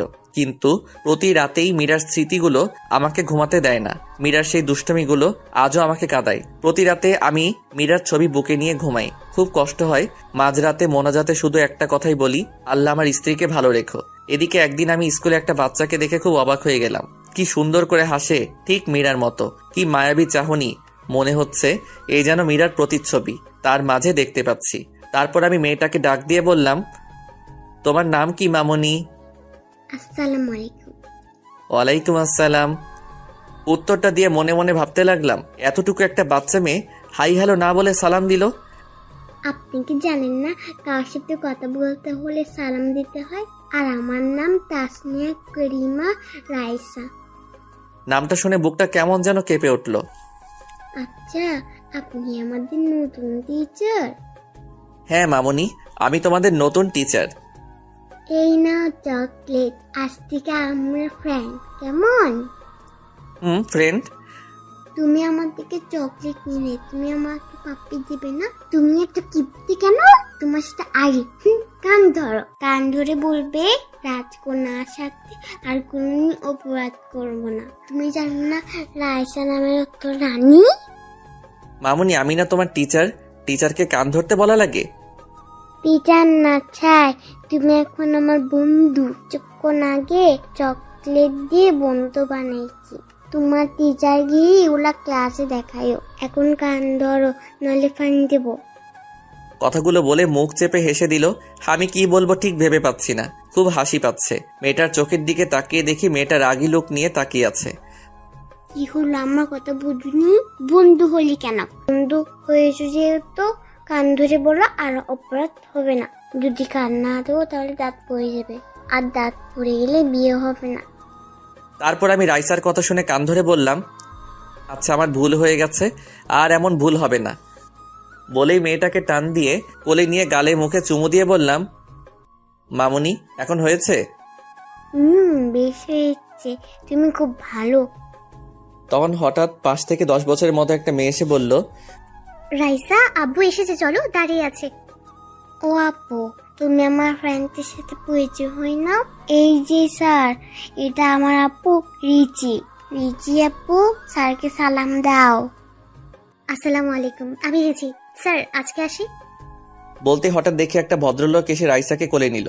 রাইসা বাবাই বাবাই বলে লোকটাকে জড়িয়ে ধরলো। তারপর লোকটা রাইসা আর রিচিকে নিয়ে গাড়ি করে চলে গেল। মনে মনে ভাবলাম, আজ যদি মীরা বেঁচে থাকতো তাহলে আমাদের সন্তানটাও ঠিক এতটুকু বড়ই হতো। তখন নিজের অজান্তেই চোখের পাতাটা ভিজে উঠল, আর সাথে সাথেই মীরার চাঁদ মুখটা ভেসে উঠছে স্মৃতিপটে। এদিকে বাসায় এসে দেখি বাবা অসুস্থ। তারপর বাবাকে নিয়ে হসপিটালে গেলাম। ডাক্তারের রুমে গিয়ে স্কুলের সেই ভদ্রলোকটাকে দেখলাম কেমন বিচলিত ভঙ্গিতে বসে আছে। তারপর ডাক্তার লোকটিকে বলল, রফিক সাহেব, যদি ও নেগেটিভ রক্ত না পাওয়া যায় 4 ঘন্টার ভেতর, তাহলে আপনার মেয়েকে বাঁচানো সম্ভব না। এদিকে আমি একজন ডাক্তারকে নিয়ে বাবাকে দেখালাম। ডাক্তার বলল, তেমন কিছু না, হয়নি, শুধু প্রেশারটা একটু বেড়েছে। তারপর আমি বাবার বেড থেকে বের হয়ে পাশের বেডের দিকে তাকাতেই বুকটা কেমন যেন উহু করে কেঁদে উঠল। কি মায়াবী মুখটা, কেমন যেন অন্ধকারে ঢাকা পড়ে গেছে। মুখে অক্সিজেন মাস্ক লাগানো, মনে হচ্ছে এ যেন আমার নিজের আপন কেউ। আর কেন আমার এতটা কষ্ট হচ্ছে মেয়েটাকে দেখে, বুকের ভেতর চিনচিনে ব্যথা করছে। তারপর আমি ডাক্তারের রুমে গিয়ে বললাম, মেয়েটার কি হয়েছে? তখন পাশ থেকে লোকটি বলল, গতকাল স্কুল থেকে আসার সময় আমাদের গাড়ি নিয়ন্ত্রণ হারিয়ে অ্যাক্সিডেন্ট হয়। রাইসা মামুনির প্রচুর ব্লাড যায়, মাথায় অনেক আঘাত পেয়েছে।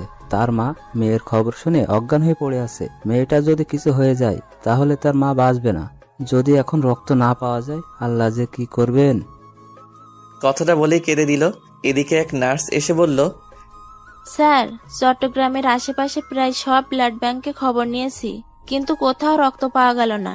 এদিকে পেশেন্টের অবস্থা ভালো না, জানি না কি হবে। নার্সের কথাটা শুনে রফিক সাহেব কেঁদে দিলেন। আমার কেন যেন কথাগুলো শুনে খুব কষ্ট হচ্ছে। তখন আমি ডাক্তার সাহেবকে বললাম, ডাক্তার সাহেব, আমি রক্ত দিব, আমার রক্তের গ্রুপ ও নেগেটিভ। ডাক্তার তখন তাড়াহুড়া করে আমায় নিয়ে শুইয়ে দিলেন। 2 ব্যাগ রক্ত নিয়ে রাইসাকে দিল। আমি কিছুক্ষণ শুয়ে থেকে বাবার কাছে চলে আসলাম।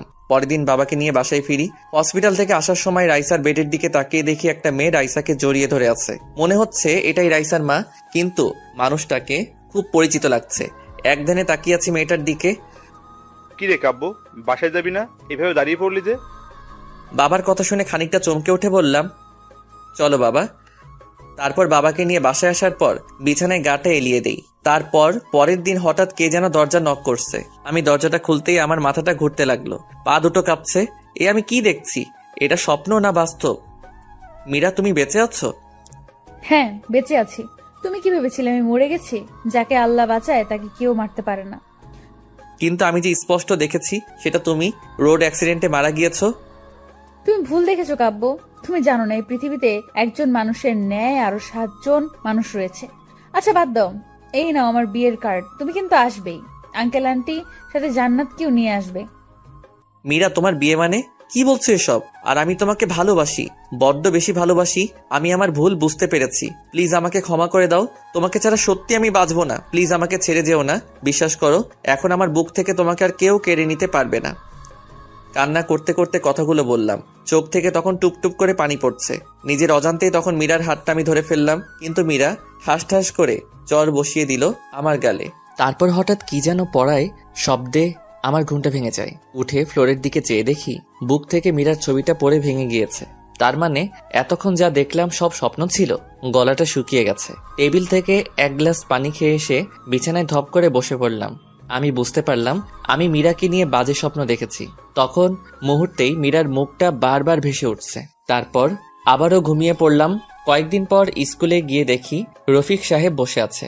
আমি ওনাকে সালাম দিলাম। আসসালামু আলাইকুম। ওয়ালাইকুম আসসালাম।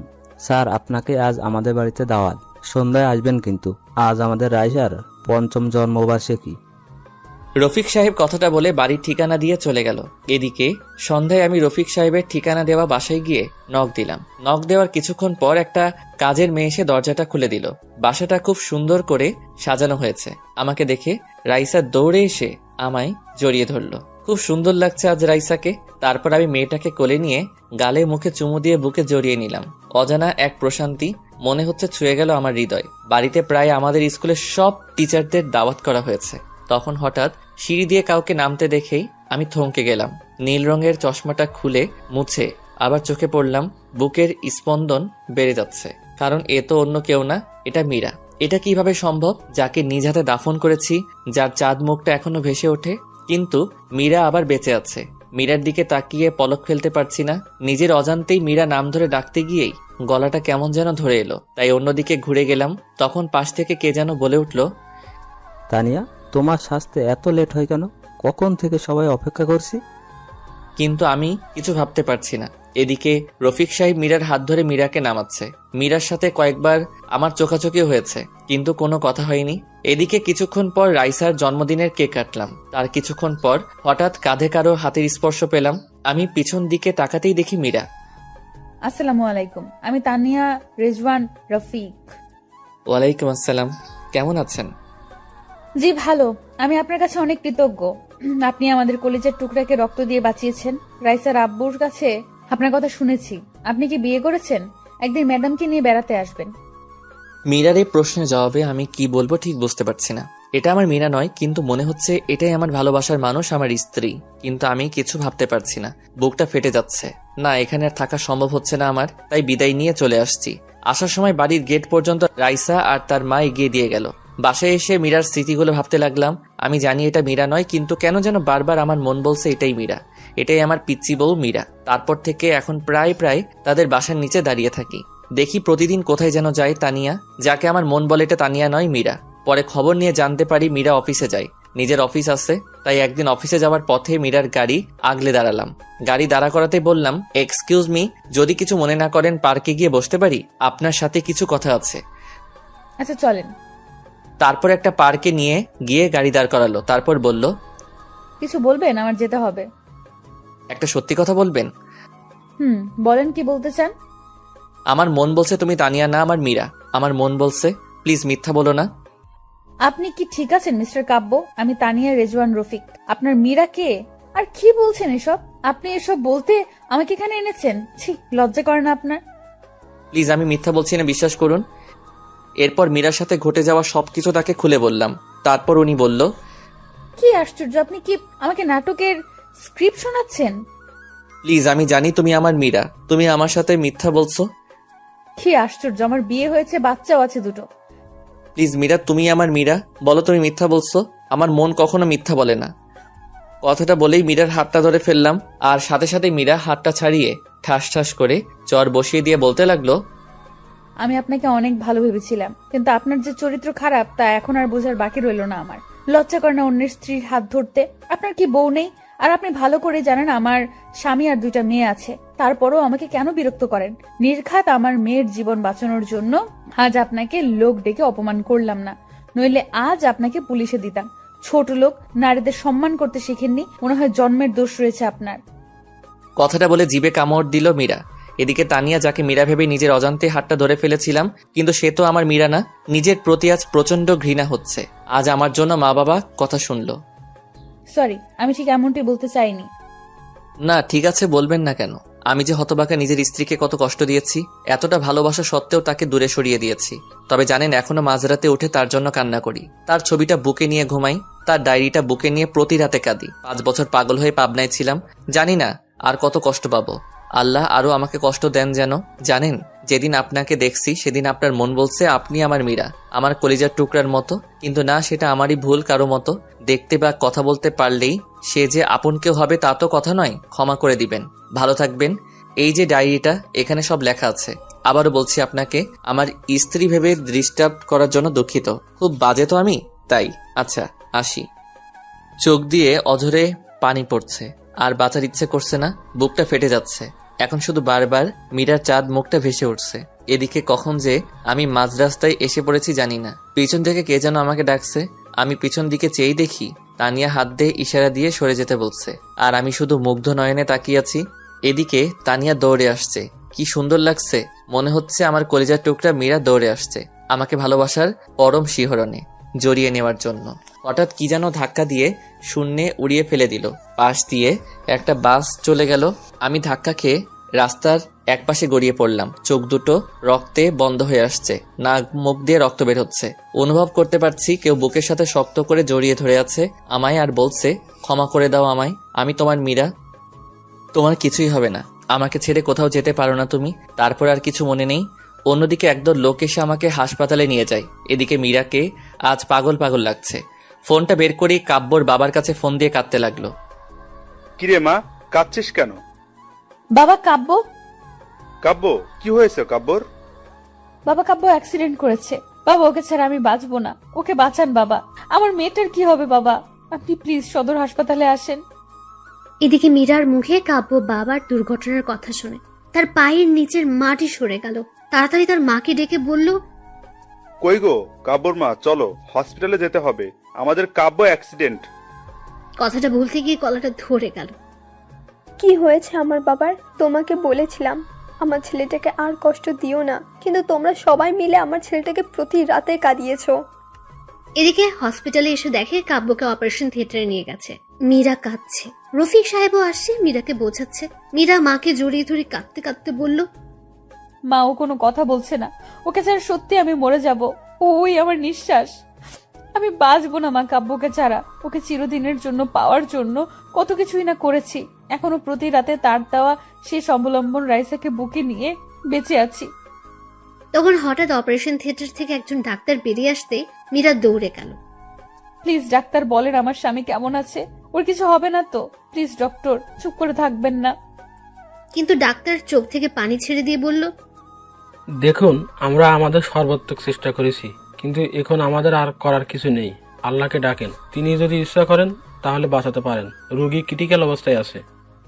ডাক্তারের কথা শুনে মীরার পায়ের তলার মাটি সরে গেল। চোখ থেকে টুপটাপ করে পানি ঝরছে। ডক্টর সাহেব, আমি কি কাব্যের সাথে দেখা করতে পারি? যান, তবে কোনো কথা বলবেন না। এদিকে মীরা ডাক্তারের কথা মতো ক্যাবিনে ঢুকতেই বুকটা হু হু করে কেঁদে দিল। সারা মুখ ব্যান্ডেজ করা, মুখে অক্সিজেন মাস্ক লাগানো। খুব কষ্ট লাগছে মীরার কাছে। কাব্যের মায়াবী মুখটা বারবার ভেসে উঠছে। মীরা কিছু ভাবতে পারছে না। তখন কাব্যের পা দুটি জড়িয়ে ধরে কাঁদতে লাগলো, আর কাঁদতে কাঁদতে বলল, কাব্য প্লিজ, আমায় ক্ষমা করে দাও, আমায় ছেড়ে কোথাও যেও না, তোমার পায়ের নিচে থাকতে দিও আমায়। তোমার পায়ের নিচে যে আমার সব সুখ। আমি তোমাকে অনেক কষ্ট দিয়েছি, প্লিজ আমায় ছেড়ে দিও না। তুমি না বলেছো তোমার যদি কখনো মেয়ে হয় তার নাম রাইসা রাখবে? তুমি জানো না রাইসা তোমার আর আমার মেয়ে? জানো, তোমার মেয়ে জানে তুমি ওর বাবা। তোমাকে কতবার বাবা ডেকে বুকে জড়িয়ে নিতে চেয়েছিল, কিন্তু আমি তোমাকে বাবা বলে ডাকতে দেইনি। তুমি তোমার মেয়েকে বুকে জড়িয়ে নেবে না? ওই তোমার জীবন, আমার বেঁচে থাকার অবলম্বন। তোমাকে ছাড়া যে আমাকে কল্পনাও করতে পারি না। কথাগুলো বলতে বলতে পা দুটো বুকের সাথে জড়িয়ে কাঁদতে লাগলো, আর সমানে চুমু খেতে লাগলো। এদিকে পেছন থেকে একজন নার্স এসব দেখে নিজের অজান্তে কেঁদে দিয়েছে। তারপর মীরার কাঁধে হাত রেখে বলল, বোন প্লিজ, এভাবে কান্না করো না, রোগীর ক্ষতি হবে, আল্লাহকে ডাকো।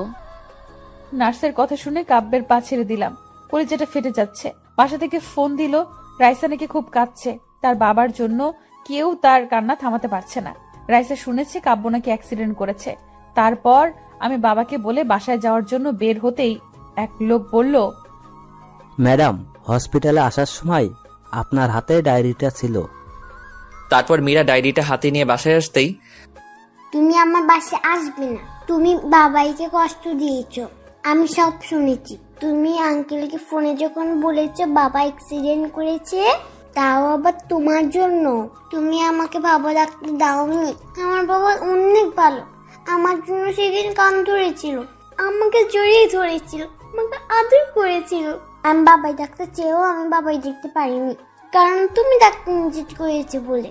তুমি ছোটবেলায় বাবার ছবি দেখে বলেছো এটা তোর বাবা। যেদিন বাবাকে প্রথম দেখলাম সেদিন দৌড়ে বাবার কোলে গেলাম, কিন্তু বলতে পারিনি তুমি আমায় ছেড়ে কোথাও যাবে না। যেদিন স্কুলের মেয়েরা বাবার কোলে চড়তো তখন তাদের বাবা তাদেরকে জড়িয়ে আসতো, তখন আমি তাদের দিকে চেয়ে থাকি, আমার খুব কষ্ট লাগতো। কান্না করতে করতে কথাগুলো বলল রাইসা। রাইসা মামুনি, বাবাই ভালো হয়ে যাবে। মা আমার, তুমি কেঁদো না। তুমি আমার মা ডাকবে না, তুমি আমার কেউ না। তুমি আমার বাবাইকে কষ্ট দিয়েছো, আমার বাবাইকে বাবাই বলে ডাকতে দাওনি কেন? কথাগুলো বলে কাঁদতে কাঁদতে রুমে গিয়ে দরজা লাগিয়ে দিল রাইসা। আমি কি করব? রাইসার কথাগুলো শুনে কলিজা ফেটে যাচ্ছে। সত্যি তো, তোর বাবার থেকে রাইসাকে আমি দূরে রেখেছি। বারবার কাব্যের কথা মনে পড়ছে। রফিক ভাইয়াও কিছু বলছে না, শুধু বলল, মানুষটাকে বড্ড বেশি কষ্ট দেওয়া হয়ে গেছে রে মীরা। তারপর আমি দরজাটা লাগিয়ে বিছানায় শুয়ে বালিশে মুখটা লাগিয়ে কাঁদতে লাগলাম। হঠাৎ মনে পড়লো কাব্য একটা ডায়েরি লিখে গেছে। টেবিলের উপর থেকে ডায়েরিটা তুলে বুকে জড়িয়ে নিলাম। তারপর ডায়েরিটা খুলতেই আমি চমকে গেলাম। ডায়েরির প্রথম পৃষ্ঠায় লেখা, আমার এই হৃদয় লিখিলাম তোমার ইনাম। ডায়েরির পরের পাতা উল্টাতেই, ওগো হৃদয় রাঙিনী, জানি না কিভাবে শুরু করব। আমি যে অনেক বড় অপরাধী। তোমার অবুঝ ভালোবাসাকে আমি অবহেলা করেছি। জানো, যেদিন তোমাকে হারিয়ে ফেলেছি সেদিন বুঝেছি তুমি কতটা জোরে আমার জীবনে ছিলে। জানো, প্রতিদিন তোমার জন্য কেঁদেছি। মাঝরাতে উঠে আল্লাহর কাছে চাইতাম যেন আল্লাহ তাআলা তোমাকে আমার করে দেয়। প্রতি রাতে তোমার ছবিটা বুকে নিয়ে ঘুমাতাম, তোমার ছবি বুকে নিয়ে কাঁদতাম। জানো, মানুষ মারা গেলে নাকি তারা হয়ে যায়, তাই প্রতি সন্ধ্যায় আকাশের তারাদের সাথে কথা বলতাম যেন আমার হৃদয় রাঙিনীকে তারা যেন কষ্ট না দেয়। রাতের আকাশের সবচেয়ে উজ্জ্বল তারাকে তুমি মনে করে কাঁদতাম আর বলতাম, অভিমান ভেঙে এসো না, জড়িয়ে নাও তোমাতে, আমি যে আর পারছি না তোমার বিরহে, এসব বলে কাঁদতাম। কিন্তু তুমি এতটাই আমার প্রতি অভিমান করেছিলে যে যার জন্য আমার সাথে কথা বলো না, শুধু করুণ দৃষ্টিতে আমার দিকে তাকিয়ে থাকতে। সত্যি কি তুমি আমাকে ক্ষমা করবে না? জানো, খুব ইচ্ছা করে তোমাকে এই মরুর বুকে জড়িয়ে নিয়ে শান্ত করতে আমারই প্রাণ। মীরা, জানো, আজ একটা বাচ্চা মেয়েকে দেখে তোমার কথা বড্ড বেশি মনে পড়ছে। বাচ্চাটা দেখতে ঠিক তোমার মতোই। আমি এতটাও হতভাগী, নিজের বাচ্চাকে নিজের হাতে নষ্ট করেছি। জানো, এখনো সেই রাতের কথাগুলো ভুলতে পারি না। তোমাকে দেওয়া প্রতিটা চরের আঘাত আমার কলিজাতে লেগেছে। জানো, পরের দিন যখন বাচ্চাটাকে ব্লাড দিলাম সেদিন মনে হয়েছে আমার খুব কাছের কাউকে আমি রক্ত দিচ্ছি। বাচ্চাটার জন্মদিন, বাচ্চাটাকে বুকে জড়িয়ে নিতেই তোমার শরীরের গন্ধ পেলাম। কিন্তু যখনই সিঁড়িতে তোমার মতোই কাউকে দেখলাম তখন সত্যি ভেবে নিয়েছিলাম আল্লাহ আমার ডাক শুনেছে। আমি আনন্দে আত্মহারা হয়ে গিয়েছিলাম। কিন্তু যখন শুনেছিলাম ওটা তুমি মীরা নও, আমাকে চিনো না, তখন আমার কলিজাটা ফেটে যাচ্ছিল। যখন রফিক সাহেব এসে হাত ধরলো আমার কাছে, তখন মনে হয়েছিল কেউ যেন আমার কলিজাটা দুমড়ে মুচড়ে ছিঁড়ে নিয়ে যাচ্ছে। জানো, তুমি নেই জেনেও নিজের অজান্তে পাগলামি করেছি আর বাসায় এসে কেঁদে বুক ভাসিয়েছি। পরের দিন ঠিক করলাম তোমার জন্য লেখা ডায়েরিটা তানিয়া আপুকে দিয়ে তোমার কাছে চলে আসবো। আমি যে আর পারছি না মীরা, মৃত্যুর পথ বেছে নেওয়া ছাড়া আমার আর কোনো উপায় নেই। তোমাকে ছাড়া যে এখন আমার নিঃশ্বাস নিতেও কষ্ট হয়। কষ্টটা আরো বেশি হয় যখন তোমারই মতো তানিয়া নামক মেয়েটা তার স্বামীর হাত ধরে আমারই সামনে দিয়ে হেঁটে যায়। জানো, তখন বড্ড বেশি তোমার কথা মনে পড়ে। কি করব, আমি তোমাকে ছাড়া আর যে বাঁচতে পারছি না। তোমাকে নিয়ে লেখা শেষ অবলম্বনটা তোমাকে মনে করে তানিয়া আপুকে দিয়ে গেলাম। জানো, খুব কষ্ট হচ্ছে লেখাগুলো লিখতে। আমি আসছি মীরা। ডায়েরিটা পড়তে চোখ দিয়ে জল গড়িয়ে পড়লো মীরার আজকে একটা মিথ্যের জন্যই কাব্য মৃত্যুর কিনারায়। খুব কষ্ট হচ্ছে মীরার। কাব্যের মুখটা বারবার মীরার সামনে ভেসে উঠছে। মীরার কানে বারবার বাজছে তার লেখা শেষ কথাগুলো। মীরা এসব ভাবছিল আর তখনই হঠাৎ বাইরে কিছু ভাঙার শব্দ পেল। মীরা তাড়াতাড়ি করে রুমের বাইরে এসে দেখে রাইসা কাঁদছে আর খাবারের প্লেট ফেলে দিয়েছে। মা রাগ করো না, খেয়ে নাও। তুমি আমাকে মা বলবে না, আমাকে বাবার কাছে নিয়ে যাও। তুমি আমার বাবাকে কষ্ট দিয়েছো, তুমি আমার সাথে আর কথা বলবে না। প্লিজ রাইসা, মা আমার, তোমার বাবার কিছুই হবে না। প্লিজ কান্না করো না, খেয়ে নাও। আমাকে বাবার কাছে নিয়ে যাও, আমি বাবাকে না ডেকে খাবো না। হঠাৎ তখনই সবুজকে ঘরে আসতে দেখে মীরা ভাইয়া বলে কেঁদে দিয়ে বলল, ভাইয়া, কাব্য বাঁচবে না। কাব্যকে ছাড়া আমিও যে বাঁচবো না। সবুজ মীরাকে বুকে নিয়ে সান্ত্বনা দিয়ে বলল, কান্না করিস না বোন, আল্লাহ তাআলা সব ঠিক করে দিবেন। তোর কান্না যে আমি দেখতে পারি না। মা বাবাকে তো ছোটবেলায় হারিয়েছি, তানিয়াটাকেও প্রথম দেখাতেই হারিয়ে ফেলেছি। তোকে খুন করার জন্য সাথী নামের মেয়েটা কন্টাক্ট করেছিল। তোকে খুন করতে এসে তোর গলার লকেট দেখেই চিনে ফেলি তুই আমার ছোটবেলায় হারিয়ে যাওয়া বোন মীরা। কিন্তু সে সময় তানিয়াকে গাড়ির নিচে পিস্ট হতে দেখি। তোর চেহারা তানিয়ার মতোই ছিল। তাই যখন দেখলাম তানিয়া রাস্তার পাশে পড়ে আছে, দৌড়ে বুকে টেনে নেই।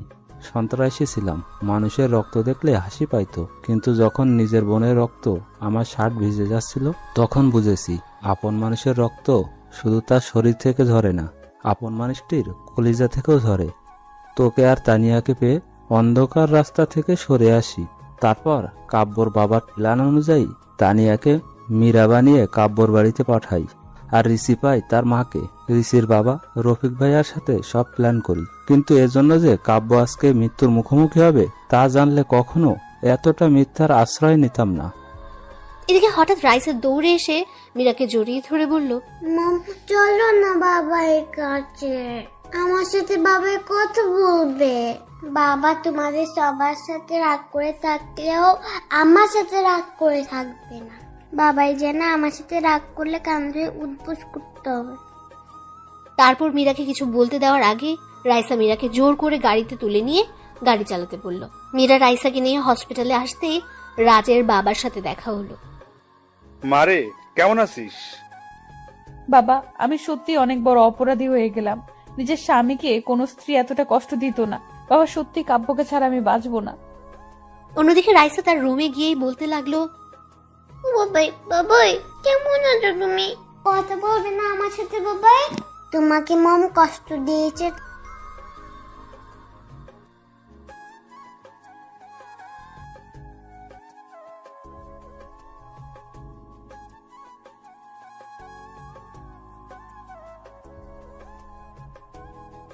আপনি চুপ করেন তো, আমি আমার বাবার সাথে কথা বলছি।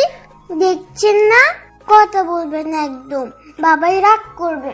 বাবা জানো মা তোমার জন্য কত কান্না করেছে? তোমাকে আমি ছোটবেলায় দেখেছি মায়ের সাথে একটা ছবিতে। বাবাই স্কুলের ছেলে মেয়েরা তার বাবার সাথে ঘুরে বেড়ায়, তাদের বাবা তাদেরকে চকলেট আইসক্রিম কিনে দেয়। আমি কিচ্ছু চাই না, তুমি কথা বলো বাবাই, তাহলেই হবে। কথা বলছো না কেন? দেখছো না তোমার রাইসা কাঁদছে? প্লিজ বাবা কথা বলো, আর চুপ করে থেকো না। তোমার এত কিসের বাবাই? আমাকে একটু জড়িয়ে ধরো। মা তোমার জন্য রাতে ঘুমের মধ্যে কান্না করে। দেখো দেখো দাদু ভাইও কাঁদছে। আমি এখনো কিছুই খাইনি, তুমি আমাকে খাইয়ে দেবে না? তুমি আমাকে খাই না দিলে আমি খাবো না। কথা বলছো না কেন? আমার কষ্ট হচ্ছে বাবাই। এদিকে রাইসার কান্না দেখে সবাই কাঁদছে। মীরার কাছে মনে হচ্ছে তার কলিজাটা ফেটে যাচ্ছে। কিছুক্ষণ পর কাব্য কেমন যেন করতে লাগলো। ডাক্তার এসে দেখতেই কেমন যেন নড়াচড়া বন্ধ করে দিল। তারপর রুম থেকে বের হয়ে ডাক্তার চোখের পানি ছেড়ে দিয়ে বলল, সরি। কথাটা শুনেই মীরা হসপিটালের ফ্লোরে পড়ে গেল। সরি, আমাদের আর কিছু করার নেই। আপনারা আল্লাহকে ডাকেন, আল্লাহ যদি তাকে স্বয়ং সুস্থ করে দেয়। ডাক্তারের কথাটা শুনেই মীরা হসপিটালের ফ্লোরে পড়ে গেল। তারপর সবাই মীরাকে নিয়ে বেডে শুয়ে দিল। এদিকে সবাই কান্না করছে। রাইসা গিয়ে কাব্যের মাথায় হাত বুলিয়ে দিচ্ছে আর বাবাই বাবাই করে ডাকছে। রাইসার কান্না দেখে সবাই কাঁদছে। কাব্যের স্যালাইন নেওয়াও বন্ধ হয়ে গেছে। হঠাৎ তখনই ডাক্তার এসে কাব্যের মুখ থেকে অক্সিজেন মাস্ক খুলে দিল। তারপর স্যালাইনটাও খুলে দিয়ে বলল, কাব্য আর কোনোদিন ফিরবে না, যা ভেবেছিলাম তাই হলো। এদিকে মীরা ভাবতে পারছে না কাব্য মারা গেছে। সবাই কান্না করছে। মীরা নিস্তব্ধ হয়ে গেছে। রাইসা কাঁদছে আর বলছে, বাবাই ও বাবাই কথা বলো বাবাই, কথা বলবেন আমার সাথে? বাবাই তুমি আর আমাকে প্রাপ্তি দেবে না? আমার খুব কষ্ট হচ্ছে বাবাই। আল্লাহকে পিচ্ছি বলে আমার চোখের পানি দেখে না। ও আল্লাহ, তুমি তো বলেছো ছোট বাচ্চারা নিষ্পাপ হয়, তাদের কোনো পাপ থাকে না, তাদের কথা গ্রাহ্য করতে পারো না। ও আল্লাহ দেখো আমি কাঁদছি, তুমি আমার বাবাইকে বলো আমার সাথে কথা বলতে। তুমি কথা বলতে বললে বাবাই আর চুপ করে থাকতে পারবে না। দেখো তো বাবাই আমার সাথে অভিমান করেছে, আমাকে তো কোলেই নেয় না, আদরও করে না, আমার কষ্ট হয় না বুঝি? বাবাই ও বাবাই কথা বলো। মামা দেখো বাবাই কথা বলছে না, বাবাকে বলো কথা বলতে। এদিকে সবাই কাব্যের জানাজা করে কবরে নিয়ে যাচ্ছে। মীরা বাক রুদ্ধ হয়ে গেছে, ফ্যাল ফ্যাল করে তাকিয়ে আছে কাব্যের চলে যাওয়ার দিকে। মীরার কলিজাটা ফেটে যাচ্ছে। আজ একটা ভুলের জন্য কাব্য সারা জীবনের জন্য হারিয়ে গেল মীরার জীবন থেকে। মম বাবাকে কোথায় নিয়ে যায় বলো না মা, বাবাকে সবাই কোথায় নিয়ে যায়? বাবাকে ডাক করেছে তাই নিয়ে যাচ্ছে। বাবা আবার কখন আসবে মা, বললো না মা, আমার বাবাকে সবাই কোথায় নিয়ে যায়? রাইসার কথা শুনে মীরার কষ্টে বুকটা ফেটে যাচ্ছে, নিঃশ্বাস নিতে কষ্ট হচ্ছে। রাইসাকে বুকের সাথে শক্ত করে জড়িয়ে ধরেছে মীরা। রাইসাকে কি বলবে সে উত্তর যে মীরার কাছে নেই। এদিকে কাব্যকে কবরে নামালে মীরা আর থাকতে পারে না, দৌড়ে চলে যায় কবরের কাছে, গিয়ে বলতে লাগলো, আমি আমার স্বামীকে কোথাও যেতে দেব না, তোমরা কেউ আমার স্বামীকে দূরে সরিয়ে দিও না। এদিকে মীরার চিৎকার চেঁচামেচি শুনে কাব্যের বাবা মীরাকে গিয়ে জিজ্ঞেস করলো, কি হয়েছে মা, তুই কাঁদছিস কেন? বাবা কাব্যকে কবর দিয়ে দিচ্ছে। বাবা প্লিজ কাব্যকে কবর দিতে দিয়েন না, ওকে ছাড়া আমি বাঁচবো না। বাবা সত্যি ওকে ছাড়া মরে যাব। মারে, তুই দুঃস্বপ্ন দেখছিস, কাব্য বেঁচে আছে। ডাক্তার আল্লাহকে ডাকতে বলল। আমি জানি তুই কাব্যকে অনেক ভালোবাসিস, এত কষ্ট দেওয়ার পরেও তুই ওকেই ভালোবেসে গিয়েছিস। বাবা কাব্য কোথায়? কাব্যর বেডে। তারপর মীরা দৌড়ে কাব্যের ব্যাটে গিয়ে দেখে রাইসা কাব্যের বুকে শুয়ে আছে, মুখে অক্সিজেন মাস্ক লাগানো, শরীরে স্যালাইন দিচ্ছে। মীরা তাড়াতাড়ি গিয়ে কাব্যের কপালে চুমু দিয়ে কাব্যের পা ধরে কাঁদতে লাগলো। প্লিজ তুমি আমাকে ছেড়ে দিও না, কিভাবে বাঁচবো আমি তোমায় ছাড়া? তুমি যে আমার জীবন, তুমি যে আমার ভালোবাসা। প্লিজ ম্যাডাম, এভাবে কাঁদবেন না, পেশেন্টের সমস্যা হবে, পারলে আল্লাহকে ডাকেন। তারপর মীরা ঘড়ির দিকে তাকিয়ে দেখে রাত 1টা বাজে। মীরা তাড়াতাড়ি গিয়ে 2 রাকাত নফল নামাজ শেষ করলো। মোনাজাতে 2 হাত উত্তোলন করে বলতে লাগলো, হে পরম করুণাময় আল্লাহ তাআলা, হে রহিম রহমান, এই শেষ রাতে পৃথিবীর সকল মানুষ যখন ঘুমন্ত, এমন সময় তোমার পবিত্র দরবারে 2টি হাত তুলে ধরেছি। ছোটকালেই মা বাবাকে হারিয়েছি, বাবার স্নেহ কি জিনিস কখনো তা পাইনি মায়ের ভালোবাসা। এখন আমার জীবনের একমাত্র অবলম্বন আমার স্বামী। আজ আমার স্বামীর জীবন ভিক্ষা চাই তোমার দরবারে। হে আল্লাহ, ফকির এক দরজায় ভিক্ষা না পেলে আরেক দরজায় যায়, আর তুমি ছাড়া তো আমার কোনো দরজা নাই। এই ভিখারিনীকে তুমি খালি হাতে ফিরিয়ে দিও না।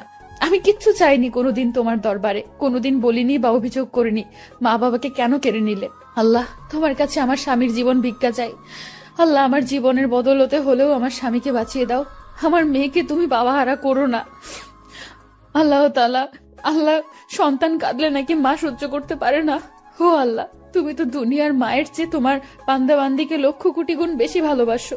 আল্লাহ, এই নিশি রাতে তুমি কি আমার কথা শুনতে পাচ্ছ না? আমার স্বামীকে সুস্থ করে দাও হে আল্লাহ, আমার বেঁচে থাকার অবলম্বনকে আমার কাছ থেকে সরিয়ে দিও না।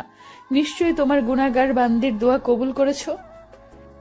এ কথা বলে মোনাজাত শেষ করে জায়নামাজে ঘুমিয়ে গেল মীরা। তারপর ভোরের আলো পড়তেই মীরার ঘুম ভেঙে গেল, আর মীরা উঠে দৌড়ে কাব্যের ব্যাডের কাছে গেল। মীরা গিয়ে দেখে কাব্যের অক্সিজেন মাস্ক খোলা। তারপর ডাক্তার এসে বলল, সরি, কাব্য আর ফিরবে না। কথাটা বলে ডাক্তার চলে গেল। সাথে সাথেই মীরা চিৎকার করে করে কাঁদছে আর বলছে, না, আমার কাব্য আমাকে ছেড়ে কোথাও যেতে পারে না। তখন সাথে সাথে কাব্যের পা দুটো জড়িয়ে ধরে বলতে লাগলো, এই তুমি আমাকে ছেড়ে যেও না, আমি সত্যি তোমাকে ছাড়া বাঁচবো না। তোমার বুকেই যে আমার শেষ ঠিকানা, প্লিজ কথা বলো, আর চুপ করে থেকো না। এসব বলছে আর কাব্যের পা জড়িয়ে ধরে কাঁদছে মীরা। মীরা কাঁদতে কাঁদতে কাব্যের কপালে গিয়ে ভালোবাসার স্পর্শ এঁকে দিল। আর তখন কে যেন মীরাকে শক্ত করে জড়িয়ে ধরলো। মীরা মাথা তুলে তাকিয়ে দেখে কাব্য মীরাকে শক্ত করে জড়িয়ে ধরেছে। তারপর কাব্য বলছে, আমি কি আমার পিচ্চি বউটাকে রেখে মরতে পারি? আমি যে আমার পিচ্চি বইটাকে বড্ড বেশি ভালোবাসি, আমার পিচ্চিটাকে কি জড়িয়ে ধরতে পারি? যা দুষ্টু। কথাটা বলে কাব্যের বুকে মুখ লুকালো মীরা। এই কি করছো? শার্ট তো ভিজে গেল। ভিজুক, কেন কষ্ট দিলে আমায়? তুমিও তো আমাকে কম কষ্ট দাওনি। 5 বছর তোমাকে ছাড়া কাটিয়েছি, তাই আমিও ডাক্তারকে সবকিছু বলে ডাক্তারের সাথে প্ল্যান করে এসব করেছি। তবে হ্যাঁ, অ্যাক্সিডেন্ট কিন্তু সত্যি সত্যি হয়েছিল। আচ্ছা মীরা, সত্যি যদি আমি হারিয়ে যেতাম? কথাটা বলার সাথে সাথেই মীরা আমার মুখে হাত দিয়ে ফেলল। কি বলছো? তাহলে আমার কি হবে? এখন তো বাসরাত বাকি, আর এখন আমি কিন্তু আর পিচ্ছি না। আমি তখন হেসে দিয়ে মীরাকে জড়িয়ে ধরলাম, আর তখনই হঠাৎ রাইসা এসে বলল, বাবাই শুধু মাকে আদর করবে, আমায় আদর করবে না? তারপর আমি রাইসাকে কোলে নিয়ে দুজনেই হেসে দিলাম।